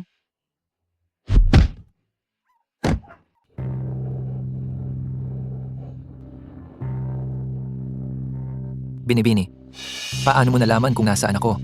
At ang lakas pa ng dating mo. Si Zhao Debiao ang tumawag. Sabi niya, ayaw mong sumunod sa'yo ang mga tauhan niya. Nag-aalala naman siya na mag-isa ka lang. Baka hindi mo kayanin. Kaya pinapunta niya ako. Si Biao talaga. Nag-aalala pa rin pala sa akin. Wanwan, salamat.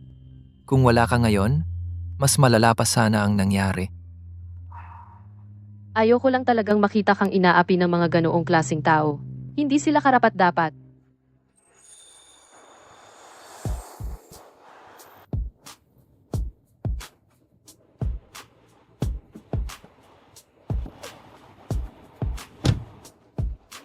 Kuya, nakarating na ako. Sige, pasok ka na. Mag-aral kang mabuti. Yung usapin ng huko, aayusin ko agad. Ate Murong, salamat po.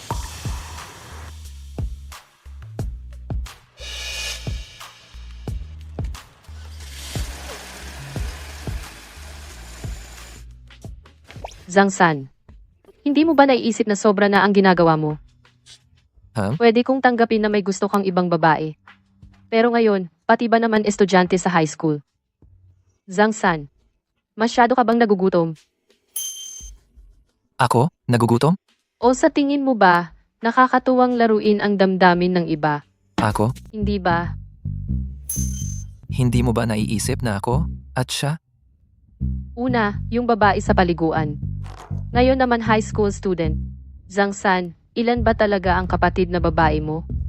Murong Wanwan. Pinapasundan mo ako, pero hindi mo man lang nalaman kung sino talaga yon. Mali ako na pina-follow kita. Ginawa ko lang yon para maprotektahan ka, kaya.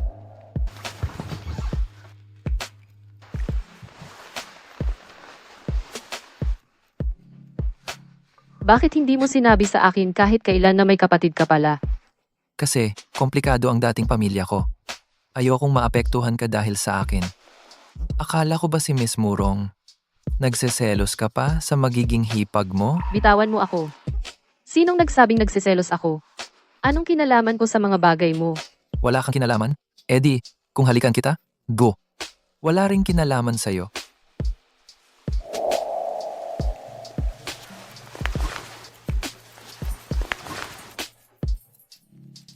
May connection na ba? Zhangsan.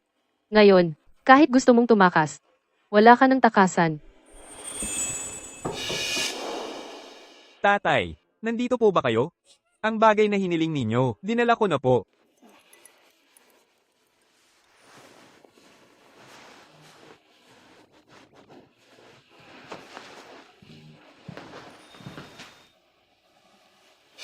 Tatay, ito po ang para sa inyo at kay Binibining Xiaoyu, ang urgent passport at visa. Tapos na po ang lahat. Sige, salamat sa hirap. Ginoo, kakatanggap lang namin ng tiyak na balita. Sa pangalan ni Zhao Debiao, ang karamihan ng gray industry ay sinisikap na ipagbili. Hindi malaman kung saan napupunta ang pera. Oo nga pala, nalaman din namin. Si Zhangsan at ang kapatid niyang babae ay kakatanggap lang ng emergency visa para sa Australia. Zhao Debiao. Gusto nitong maglinis ng pangalan at umahon. O kaya, naghahanda na para tumakas? Si Zhao Debiao sa Timog Lungsod, ano ang kinalaman ni Zhangsan? Narinig ko, si Zhangsan, para makisama kay Zhao Debiao, ay gumamit ng maraming paraan. Kaya lang, nakapasok sa kumpanya ni Zhao Debiao. Ang kapangyarihan ni Zhao Debiao sa Jiangcheng ay malalim na ang ugat. Hindi basta-basta makakatakas. Pero si Zhangsan ay ininsulto ang aming pamilya Liu. Kahit hindi mamatay, magiging lumpo. Siya lang ang nagmamadaling magbenta at tumakas. Baka naman, gustong nakawin ni Zhangsan ang pera ni Zhao Debiao. At tumakas? Si Zhang San yon. Talagang si Zhang San yon. Habang sinulsulan niya si Zhao Debiao, ipinagbili ang mga ari-arian at nag-ipon ng malaking halaga ng pera.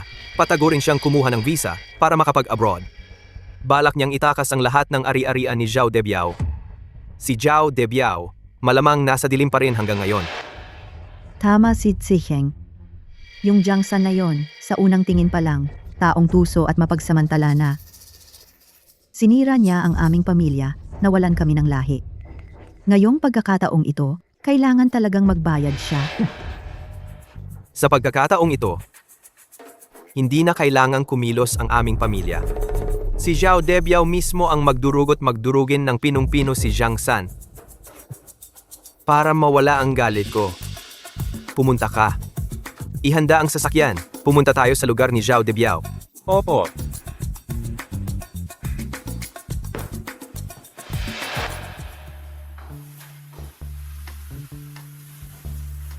Ang ganda ng bagong opisina mo, Boss Zhang.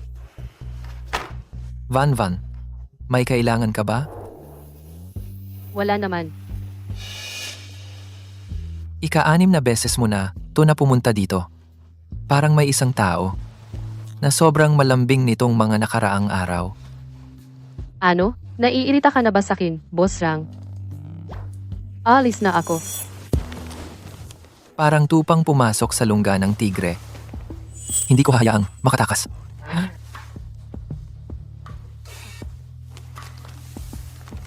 Sino ang tupa? Hindi naman sigurado yan.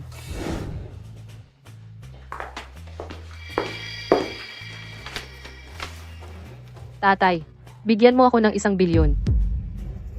Magkano? 1 bilyon. Kanino ka magpapapritong pera? Hindi ako magpapaprito ng pera, pera mismo ang gusto ko. O kaya mga ari-arian sa ibang bansa na madaling mako-convert sa pera. 10 bilyon. Ang kailangan mo? Akala mo ba pabrika ng pera ang bahay natin? Bibigay ka o hindi? Murong 11. Ako ang tatay mo, hindi ATM mo. Hindi naman siguro kayo magtatakas ni Jiang San? O siya ang nangudyok sa'yo? 10 bilyon. Alam mo ba kung gaano kalaki yan para hingin mo ng basta-basta? Sasabihin ko sa'yo, wala kahit isang kusing.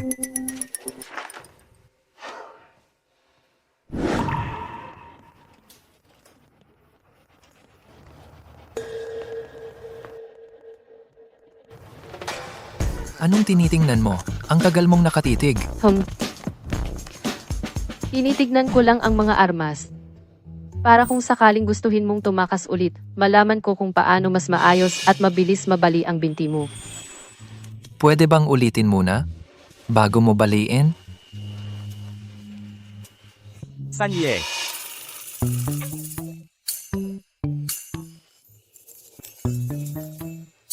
Sanye, dumating si Liu Zikheng. May mahalagang impormasyon daw siya para kay Biaoge.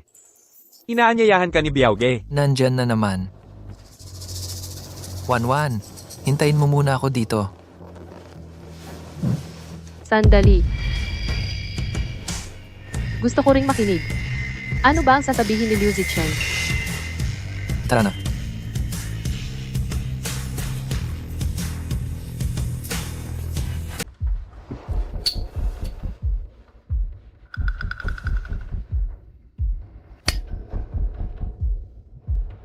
Ginoong Leo, bihirang-bihira ka namang dumalaw. 2 paa na lang ang natitira. Pinuntahan mo pa ako ng personal. Ano ang maipapayo mo? Kuya Biao, pasensya na sa biglaang pagbisita. May gusto akong ibunyag sa inyo, isang napakalaking panloloko. Nakasalalay dito ang lahat ng iyong ari-arian. Huwag kang maniniwala sa taong iyan na si Zhang San. Oh? Sabihin mo, may nakuha akong tiyak na impormasyon. Si Zhang San, sa likod mo, palihim na nag-aayos ng papeles para umalis ng bansa.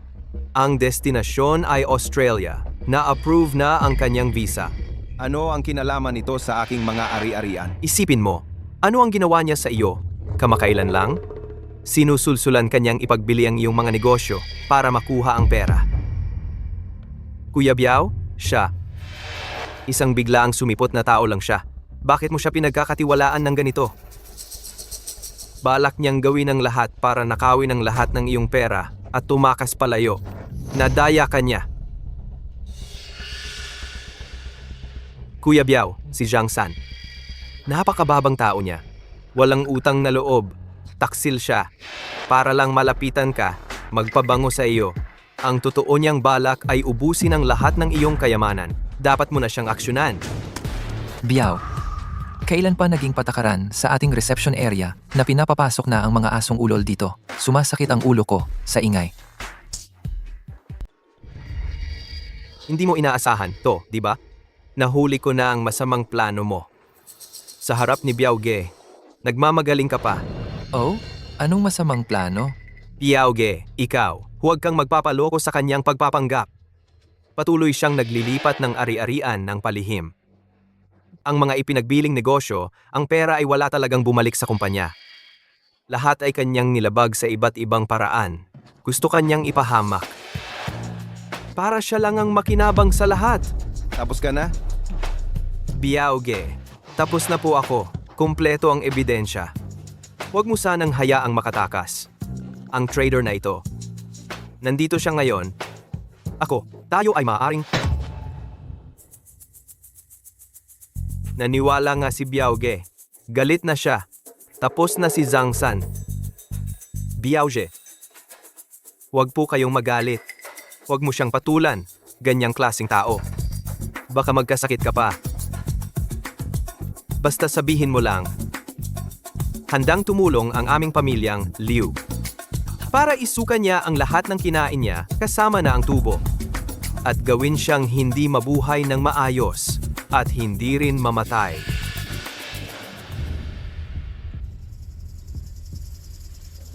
Bakit? Bakit siya pumunta sa akin? Liu Ziheng, sino ka ba? Biao, Je. Ako ay tumutulong na ilantad. Tumutulong sa akin? Karapat-dapat ka ba? Ang kuya ko, hindi kailangang magpaliwanag sa tulad mo na isang walang kwenta. Kuya, kung kukuha siya ng pera, kahit magsalita lang siya, buong puso kong iaabot sa kanya. Anong pakialam mo't nagdaldal ka dito para maghasik ng away? Biao, Je. Alam mo ba kung para saan kinuha ng kuya ko ang pera? Para ipagawa para sa pamilya ninyong Liu. At sa mga walang malay na yan, ng mga dekalidad na kabaong. Liu Zicheng, mukhang hindi pa sapat ang huling aral sa'yo. Sa tingin mo ba, sa huling bahagi ng buhay mo, nakakaburyo ang nakaupo sa wheelchair? Gusto mong lumipat ng lugar para humiga? Kumusta naman sa tabi ng ilog? Imposible! Ikaw, bakit kayo nagmamadaling mag-ayos ng bisa? Kung hindi pagtakas, ano pa? Ha? Oy. Ginoong Liu, napaka-detalyado ng intelligence work mo Alam mo pa nga na nag-apply ako ng visa. Tama. Hustong-husto ang ebidensya. Ikaw at ang kapatid mong babae na si Zhang Xiaoyu, urgent visa papuntang Australia. Tama, Biaoge? Isasama pa niya ang kapatid niya? Ito ay talagang pagtakas kasama ang pera, di ba? Ang kapatid kong si Zhang Xiaoyu, grade 12 ngayon. Ano naman? Hoy! Putang ina! Kapatid niya yon. Ipinadala ang kapatid na babae para mag-aral sa ibang bansa at sinabay na rin ang pag-ayos ng bisa. Pagdating sa'yo, naging ebidensya ng pagtakas kasama ang pera.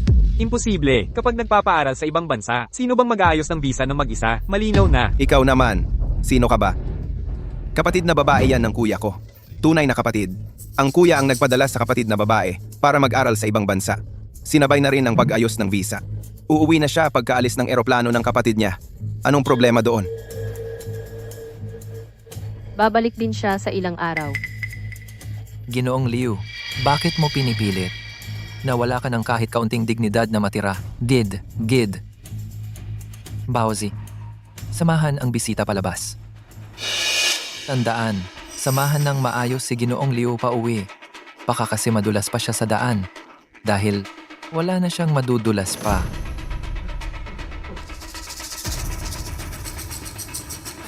Kuya Biao, ako Ginoong Zhang. Ako naging tanga ako. Patawarin mo ako ngayong pagkakataon, Kuya Biao, Ginoong Zhang. Patawarin mo ako. Liu, mula ngayon, dito ka na lang sa wheelchair mo. Mahina ang utak, mahina ang paa, gusto mo pang mambola. Tigilan mo na yan, kuya. Para sa akin, dapat lang na. Ano pa bang pakialam sa isang taong malapit ng mamatay? Nang marinig kong minumura ka niya, hindi ko na napigilan. Pagpunta mo sa Australia, babalik ka pa ba? Oo, isasama ko muna ang kapatid kong babae. Aayusin ko muna siya. Siyempre babalik ako. Marami pang dapat asikasuhin dito sa Jiangcheng. Anong gagawin ko sa Australia? Pero, ako kasi, Ikaw ay, ano? humingi na ako kay Papa ng 1 bilyon. Nakapak na lahat ng gamit ko. Akala ko kasi tatakas ka na naman. Kaya handa akong sumama sa iyo kahit saan. Ikaw? Humingi ka ng 1 bilyon? Para, hindi, Murong Wanwan? Ano bang nangyayari sa utak mo buong araw? Drama ba? Ano pa? Bigla ka na lang nagbago ng ugali at nakisama ka pa kay Zhao Debiao. Bigla mo namang ipinagbibili ang mga negosyo mo. At kumuha ng papeles para umalis ng bansa. Kung hindi yun pagtakas pagkatapos magnakaw, ano pa? Natatakot ako baka ikaw, magutom sa labas. Hindi pwede yun. 1-1. Basta't kasama kita, hindi ako aalis, kahit saan. Kung sa hinaharap, muling magpapa-misunderstand ka sa akin. Gagamitin ko talaga yung 1 bilyon para magpapahitman, para mabasag ang binti mo. Sige, yung bayad sa hitman, ako na ang bahala. Boss, mga kapatid, ang pagbabago natin ay lampas sa inaasahan. Lahat ng gray industry natin ay naligal na o naibenta na. Maayos ang pagbalik ng pondo. Ang bagong itinatag na Sanjiang Group ay nakakuha na rin ng 2 piraso ng lupa sa timog ng lungsod. Ang lisensya para sa logistics company at security company ay naaprubahan na rin. Mula ngayon, dito sa Jiangcheng, tayo ay marangal na negosyante na.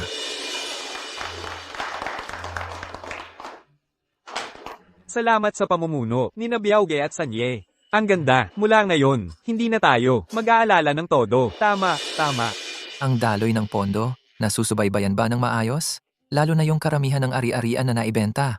Ang mga huling bumili, nalinaw na ba lahat?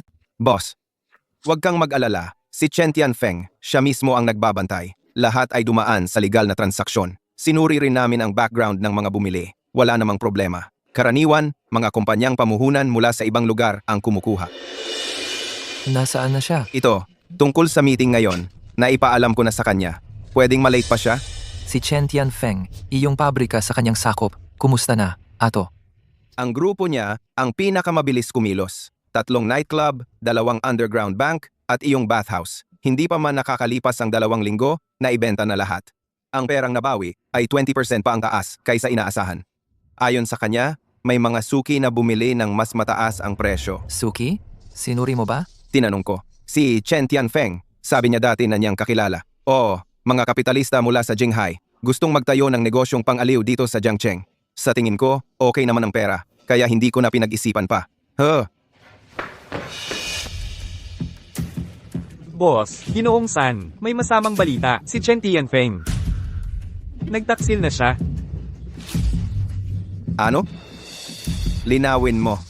Kami, ayon sa kinaugalian, tinanggap namin ang huling batch ng pera at ledger mula kay Ate Feng.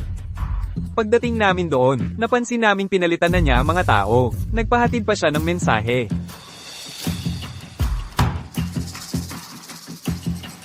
Anong mensahe? Sabi niya, maraming salamat sa kabaitan ni Ginoong San at Boss. 1 katlo ng negosyo ay mapupunta na sa kanya. Dagdag pa niya, simula ngayon. Gusto niyang makisali sa ilalim ng lupa ng Jiangcheng. Si Chen Tianfeng ay makikipaghati na rin. Bruha, babalatan ko siya. Boss, sasamahan ko ng mga tao at gigibain ang kanyang gintong pugad. Tumigil ka. Boss, Pero, saan siya kumuha ng ganoong kalaking pondo para sakupin ng napakaraming industriya? Oo nga, ang mga pabrika niya, hindi ba ibinenta na sa Jinghai Investment Company? punyeta, talagang nauto tayo niya. Anong Jinghai, investment company na galing diyan?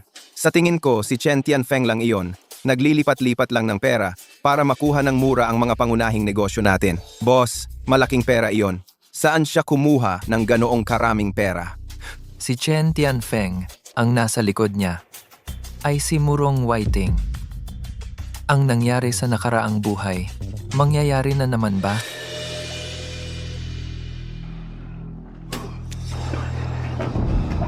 Si Murong Waiting. Si Chen Tianfeng. Nakikita nyo na, nagbago na ang kalagayan sa Jiangcheng. Wala na kayong mapupuntahan. Jiang San, akala mo ba, panalo ka na? Mas mabuti pang panghawakan mo ang pwesto mo bilang hari sa ilalim ng lupa at mabuhay ng duwag, mag-isa hanggang pagtanda. Paumanhin. Noon, ako ang may kasalanan. Hindi ko na ipagtanggol si Wanwan. Kuya, ang pagkamatay ni Murong Wanwan ay aksidente. Hindi mo kasalanan, matandang gago. May mukha ka pang banggitin ng anak mo? Kung hindi dahil sa'yo, na pinilit mo siyang magpakasal. Kung hindi dahil sa'yo, na puro interes lang ang iniisip, paano siya? Ang kuya ko. Mula nang umalis si Ginang Murong, ay hindi na nakaranas ng isang mapayapang tulog. Kung hindi dahil kay Ginang Murong, bago siya mamatay, ay sinabi sa kuya ko na mabuhay ng maayos. Ang buhay niya ay matagal nang hindi na sa kanya. Zhang San, karapat-dapat ka. Ikaw ang dahilan. Kung hindi dahil sa'yo, ang anak ko ay hindi sana sumuway sa akin. Hindi siya sana tumakas sa kasal at hindi sana namatay. Ikaw ang pumatay sa kanya. Kaya, ang kapatid kong si Zhang Xiaoyu, ay pinatay mo rin ba? Tama. Kayo lahat ay dapat ilibing kasama ng anak ko. Zhang San, lahat ng ito ay dahil sa'yo. Kuya, Biao. Biao, Kuya Biao. kuya. Ayos lang ako.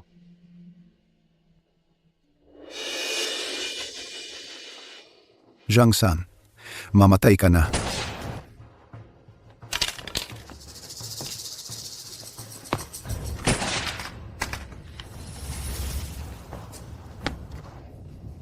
ako ang sumira sa buhay ng lahat. Huwag gumalaw. Ako ang sumira sa buhay ng lahat. Dom Apa. Van. Hintayin mo ako. Ang parehong bagay ay hindi na dapat mangyari muli. Hindi na dapat. Biaozi? Bossing, ano ang gagawin natin? Magpapadala ba ako ngayong gabi ng mga tao para wasakin ang bagong base niya? Wag muna. Si Chen Tianfeng ay isang puppet lamang. Ang nasa likod niya. Ang tunay na kailangan nating harapin. Bossing, ibig mong sabihin, ano ang gagawin mo? Nakikinig sa'yo ang lahat ng mga kapatid. Tama. Una, panatilihing matatag ang mga kapatid sa ilalim natin. I-check kung may mga taksil pa. Pangalawa, ilista agad ang mga industriyang dinala ni Chen Tianfeng, lalo na ang 2 underground money changers at ang logistics line. Gusto kong malaman ang kasalukuyang istruktura ng pagmamayari at ang daloy ng pera. Pangatlo, alamin ang mga transaksyon sa pagitan ni Chen Tianfeng at Murong Waiting. Baozi, ikaw mismo ang bahala rito. Tandaan, kailangang lihim ang investigasyon. Huwag mag-ingay. Opo, Third Master. Bossing, kung si Murong Waiting nga talaga ang nasa likod, ang matandang sliyang yon, nag-aalala ako sa side ni Miss Murong. Si Wanwan, ako ang bahala. Ang ating heres ng sindikato, magbabago na ba ng landas para maging mabuting asawa at ina? Ako mismo ang magluluto. Sana huwag kang magpakita ng kawalang utang na loob. Wanwan, paano kung sa isang araw, kailangan kong harapin ang tatay mo? Ano ang pipiliin mo? Ikaw ang pipiliin ko. Pero gagawin ko ang lahat ng makakaya ko para hindi mangyari yun. Tama na. Sapat na sa akin. Ang mga salitang yon. Nangitim ang pasta. Anong gagawin ko? Ito, Gawa tayo ng panibago. ikaw ang magluto. Sige, ako na. Boss, nalaman na namin.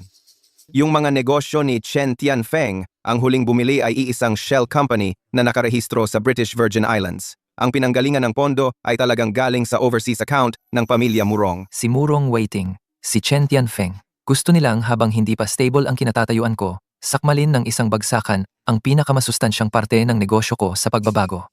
Siyempre, yung matandang sliyang yon. Hindi ba siya natatakot na masaktan ang relasyon niya sa kanyang anak? Ginagawa nila ito para pilitin akong mamili. Maaaring ako ang kanilang lamunin, o kaya naman hindi ko isipin ang nararamdaman ni Wanwan at galawin ang interes ng pamilya Murong. Sa ganitong paraan, hindi lang siya may dahilan para puksain ako. Mapapawalang pag-asa pa niya si Wanwan. Boss, anong gagawin natin ngayon? Lalaban ba tayo ng diretsyo? Handa kaming lahat. Kung gusto ni Murong Waiting ng laro, sasabayan natin siya. Pero yung direktang labanan, yun mismo ang gusto niya. Pero, ang mga patakaran ng laro kailangang baguhin. Si Murong Waiting gustong gamitin si Chen Tianfeng para hatiin ang Sanjiang Group. Kaya, ang gagawin natin ay putulin muna natin ang kanyang kamay. Putulin natin. Ginoo. Handa na ang grupo ni Chen Tianfeng. Nakahanda na. Si Zhang San naman, parang may nahalata na. Ang mga tauhan ni Zhao Debiao ay palihim ng gumagalaw. Pero hindi malaman kung ano ang target. Mabuti nga kung napansin niya. Natatakot pa nga ako na tanga talaga siya. Nakaposisyon na ang mga piyesa. Tingnan na lang natin kung ano ang susunod niyang galaw. Si Van? Ang binibini, parang tinutulungan ang kapatid na babae ni Zhang San, si Zhang Xiaoyu, sa pag-aasikaso ng papeles para umalis ng bansa. Ang batang ito ayaw pa ring sumuko. Hayaan mo na. Hayaan mo siyang gumawa ng kung ano-ano. Kapag nahayag na ang tunay na ugali ni Zhang San, maiintindihan din niya. Tandaan mo, sa mga kritikal na sandali, ingatan mo ang binibini. Opo.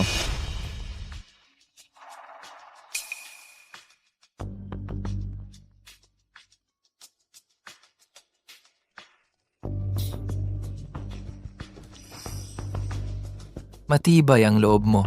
Marami ka ng kasalanan. Nagagawa mo pang matulog ng mahimbing. Jiang-san, paano ka nakapasok? Sa Jiangcheng na ito, may lugar ba na hindi ko kayang pasukin? Wala talaga. Boss, ang talas pa rin ng dila mo. Ganyan ka pa rin kung manalita. Pero gustong-gusto ko talaga yung kayabangan mo. Boss, noong una, nagkamali ako ng tingin sa'yo. Hindi ko akalain na nakatago ka palang dragon. Ngayon, buti na lang, umangat ka na. At ako naman, nakapagsarili na rin. Bakit pa natin kailangan magpatayan tayo?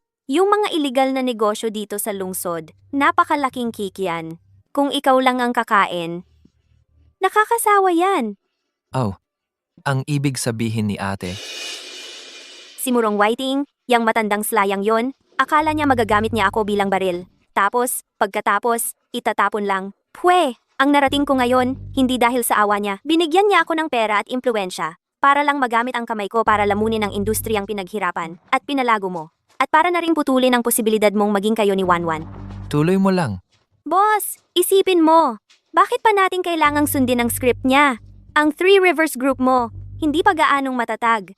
At ang mga negosyo ko, kahit na ibalik na, kailangan pa rin ng bagong sandalan at koneksyon. Magtulungan tayo. Sa labas, magpatuloy ka sa malinis mong negosyo. At ako, ang bahala sa ilalim ng lupa. Yung pera mula sa pamilya Murong, tatanggapin pa rin natin. Pero ang negosyo, tayo ang magpapatakbo. Mukhang interesante yan ah.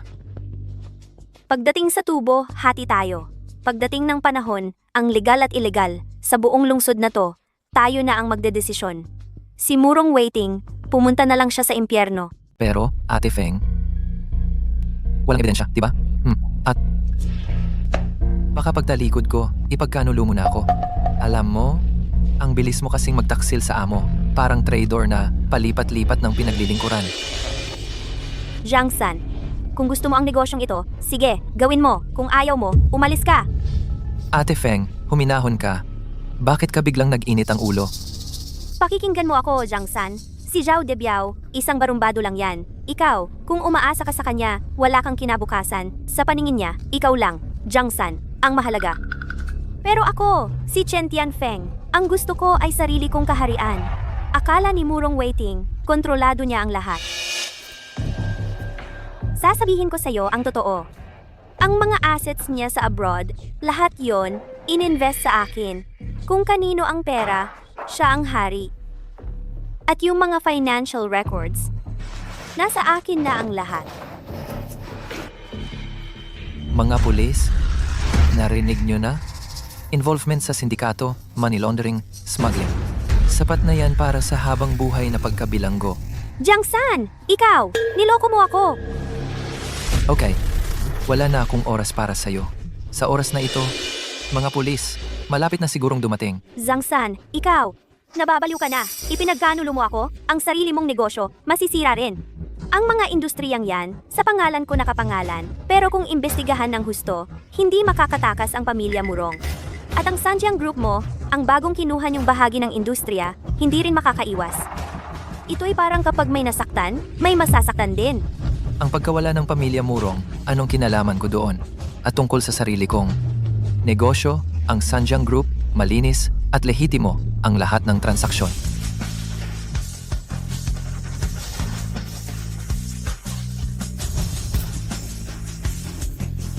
Jiang San, tuso at trader kang tao, hindi kita palalampasin. Ginoo, may malaking problema po. Si Chen Tianfeng. Lahat ng establishmento ni Chen Tianfeng, kasama na ang 2 iligal na bangko. At ang logistics line sa pantalan sa hilaga ng lungsod, kalahating oras na ang nakalipas, sinalakay ng pulis siya ang lahat. Nahuli si Chen Tianfeng sa eksena. Ayon sa balita, solidong ebidensya ang hawak nila. Ano? Sino ang gumawa nito? Ito po ay si Zhangsan. Diretso siyang nagsumiti ng reklamo. Wala kaming oras para mag-react. Tayo, magkano ang pera natin at mga kalakal na nasa loob? Mga 8 bilyong liquid assets. At maraming channel ay na-seize na rin. Zhang San, paano mo na itaya? Nababaliw ka na ba? Nababaliw ka na talaga?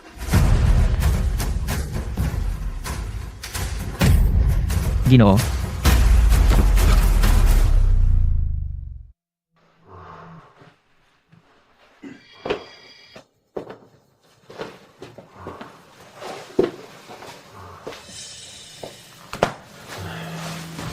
Narito ka na.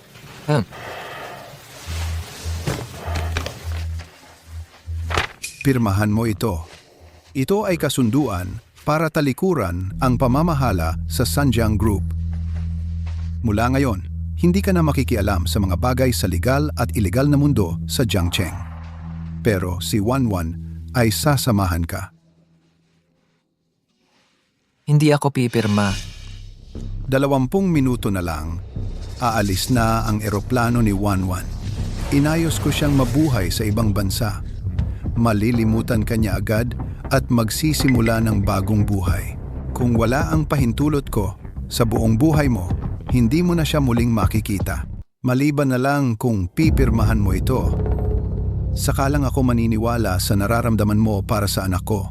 Bibigyan kita ng pera, isang halagang magpapayaman sa iyo habang buhay. Para ikaw at si Wanwan ay mabuhay ng matiwasay. Kahit hindi mo pirmahan, kaya kitang gawing sa isang iglap, walang-wala, mas malala pa kaysa dati. Baka magalit sa akin si Wanwan, pero balang araw, maiintindihan niya ang tunay kong hangarin. Kung magbibitiw ako ng kapangyarihan sa grupo sa panahon ng pagbabago, agad-agad akong lalamunin ng mga taong nag-aabang lang, hindi ba tama? Baka sakaling malampasan niya. Alam mong imposible yon. Kung pipirmahan ko ito, parang tinalikuran ko na ang mga kasamahan kong nakipagtiyaga sa akin. Ilang araw pa lang ang ginhawa ng buhay nila. So, tatalikuran mo na si Wanwan? Muling nabuhay ako, Jiang San, hindi para patunayan sa kanino man na karapat-dapat ako sa isang bagay.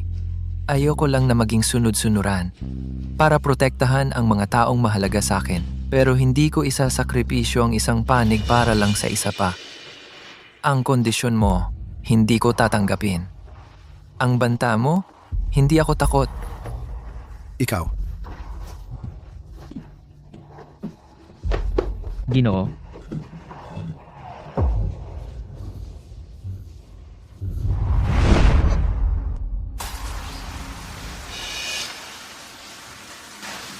Biaozi, bilisan mo. Gamitin ang lahat ng koneksyon. Igastos ang lahat ng pondo. Pigilan ang eroplanong malapit ng lumipad. Kahit baligtarin ang buong Jiangcheng, kailangan nating mahanap si Wanwan.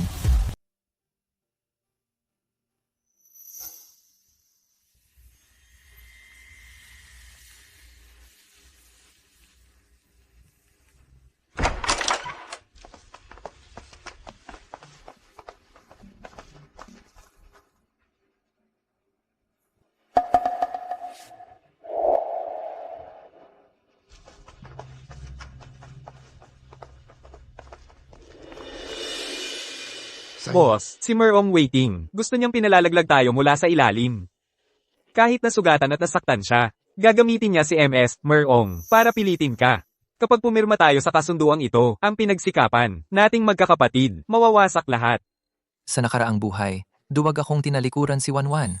Ngayong buhay na ito, tatakasan ko pa ba ang mga kapatid kong nagtiwala ng buhay sa akin?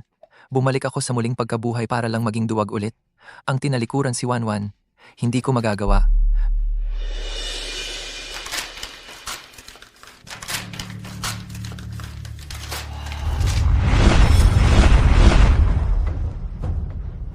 Hanapin, palawakin ang paghahanap sa buong mundo. Kailangang makita si Wanwan.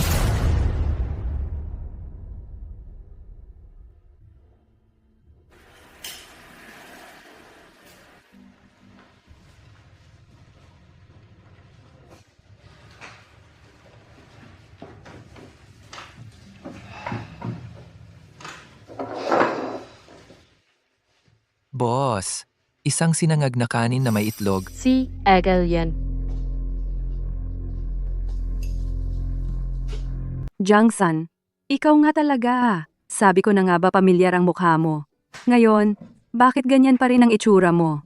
Sabing, naalala ko, kalahating taon na ang nakalipas, magkasintahan kayo ng anak ng Black Dragon Society. Bakit ngayon, iniwan ka na niya? Sabi ko na nga ba, ang palaka, wag nang mangarap kumain ng gansa. Isang tagapaglingkod lang, nangangarap pang umakyat sa mataas na sanga. Ngayon, tingnan mo, hindi ka umakyat, napunta ka pa sa putikan. Sinanggag na kanin. Handa na ba? Anong nagmamadali ka? Ang katulad mo ngayon, kaya mo pa bang bumili ng sinanggag? Ganito na lang, bibigyan kita ng isang mangkok ng kanin at libreng kaunting atsara. Ano sa tingin mo?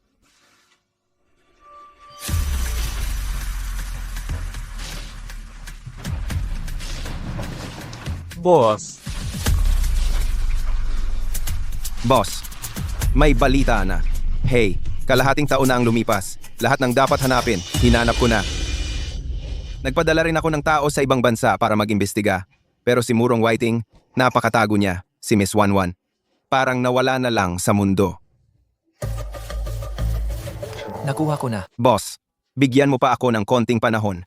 Kahit baligtarin ko pa ang mundo, gagawin ko talaga ito ngayon. Biao, umalis muna kayo kasama ng mga tao mo. Huwag ninyong takutin ang mga customer dito. Boss, Yankhoff Friedrichse. Narito na. Boss,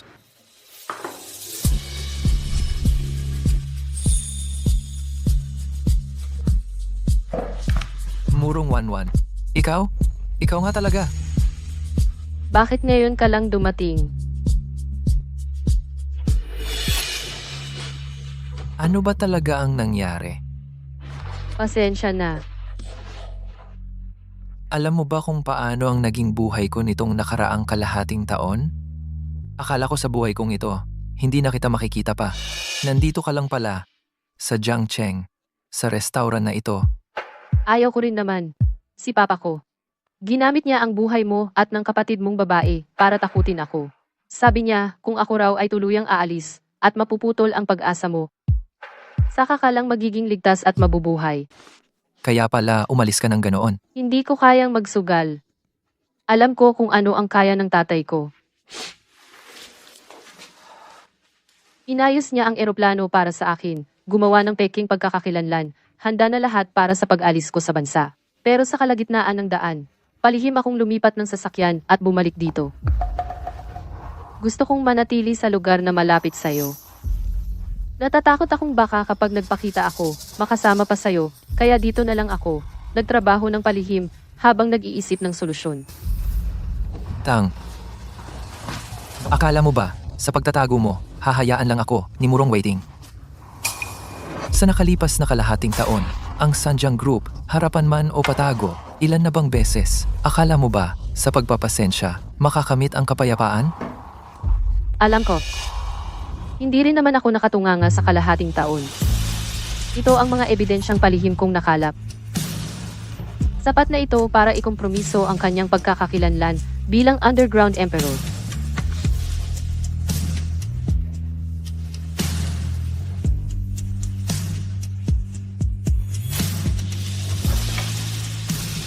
Saan tayo pupunta? Pupuntahan natin ang tatay mo para magsingil. Kasama ang tubo, sabay natin itong singilin. Sige, susunod ako sa'yo. kuya, ate mabuti naman at nakabalik ka.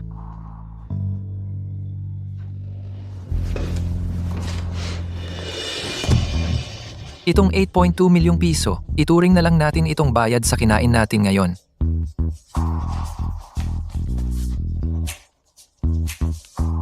Pa, Nandito na ako. halika rito. Ano ibig sabihin nito? Sa wakas, naging 8.2 milyong piso na.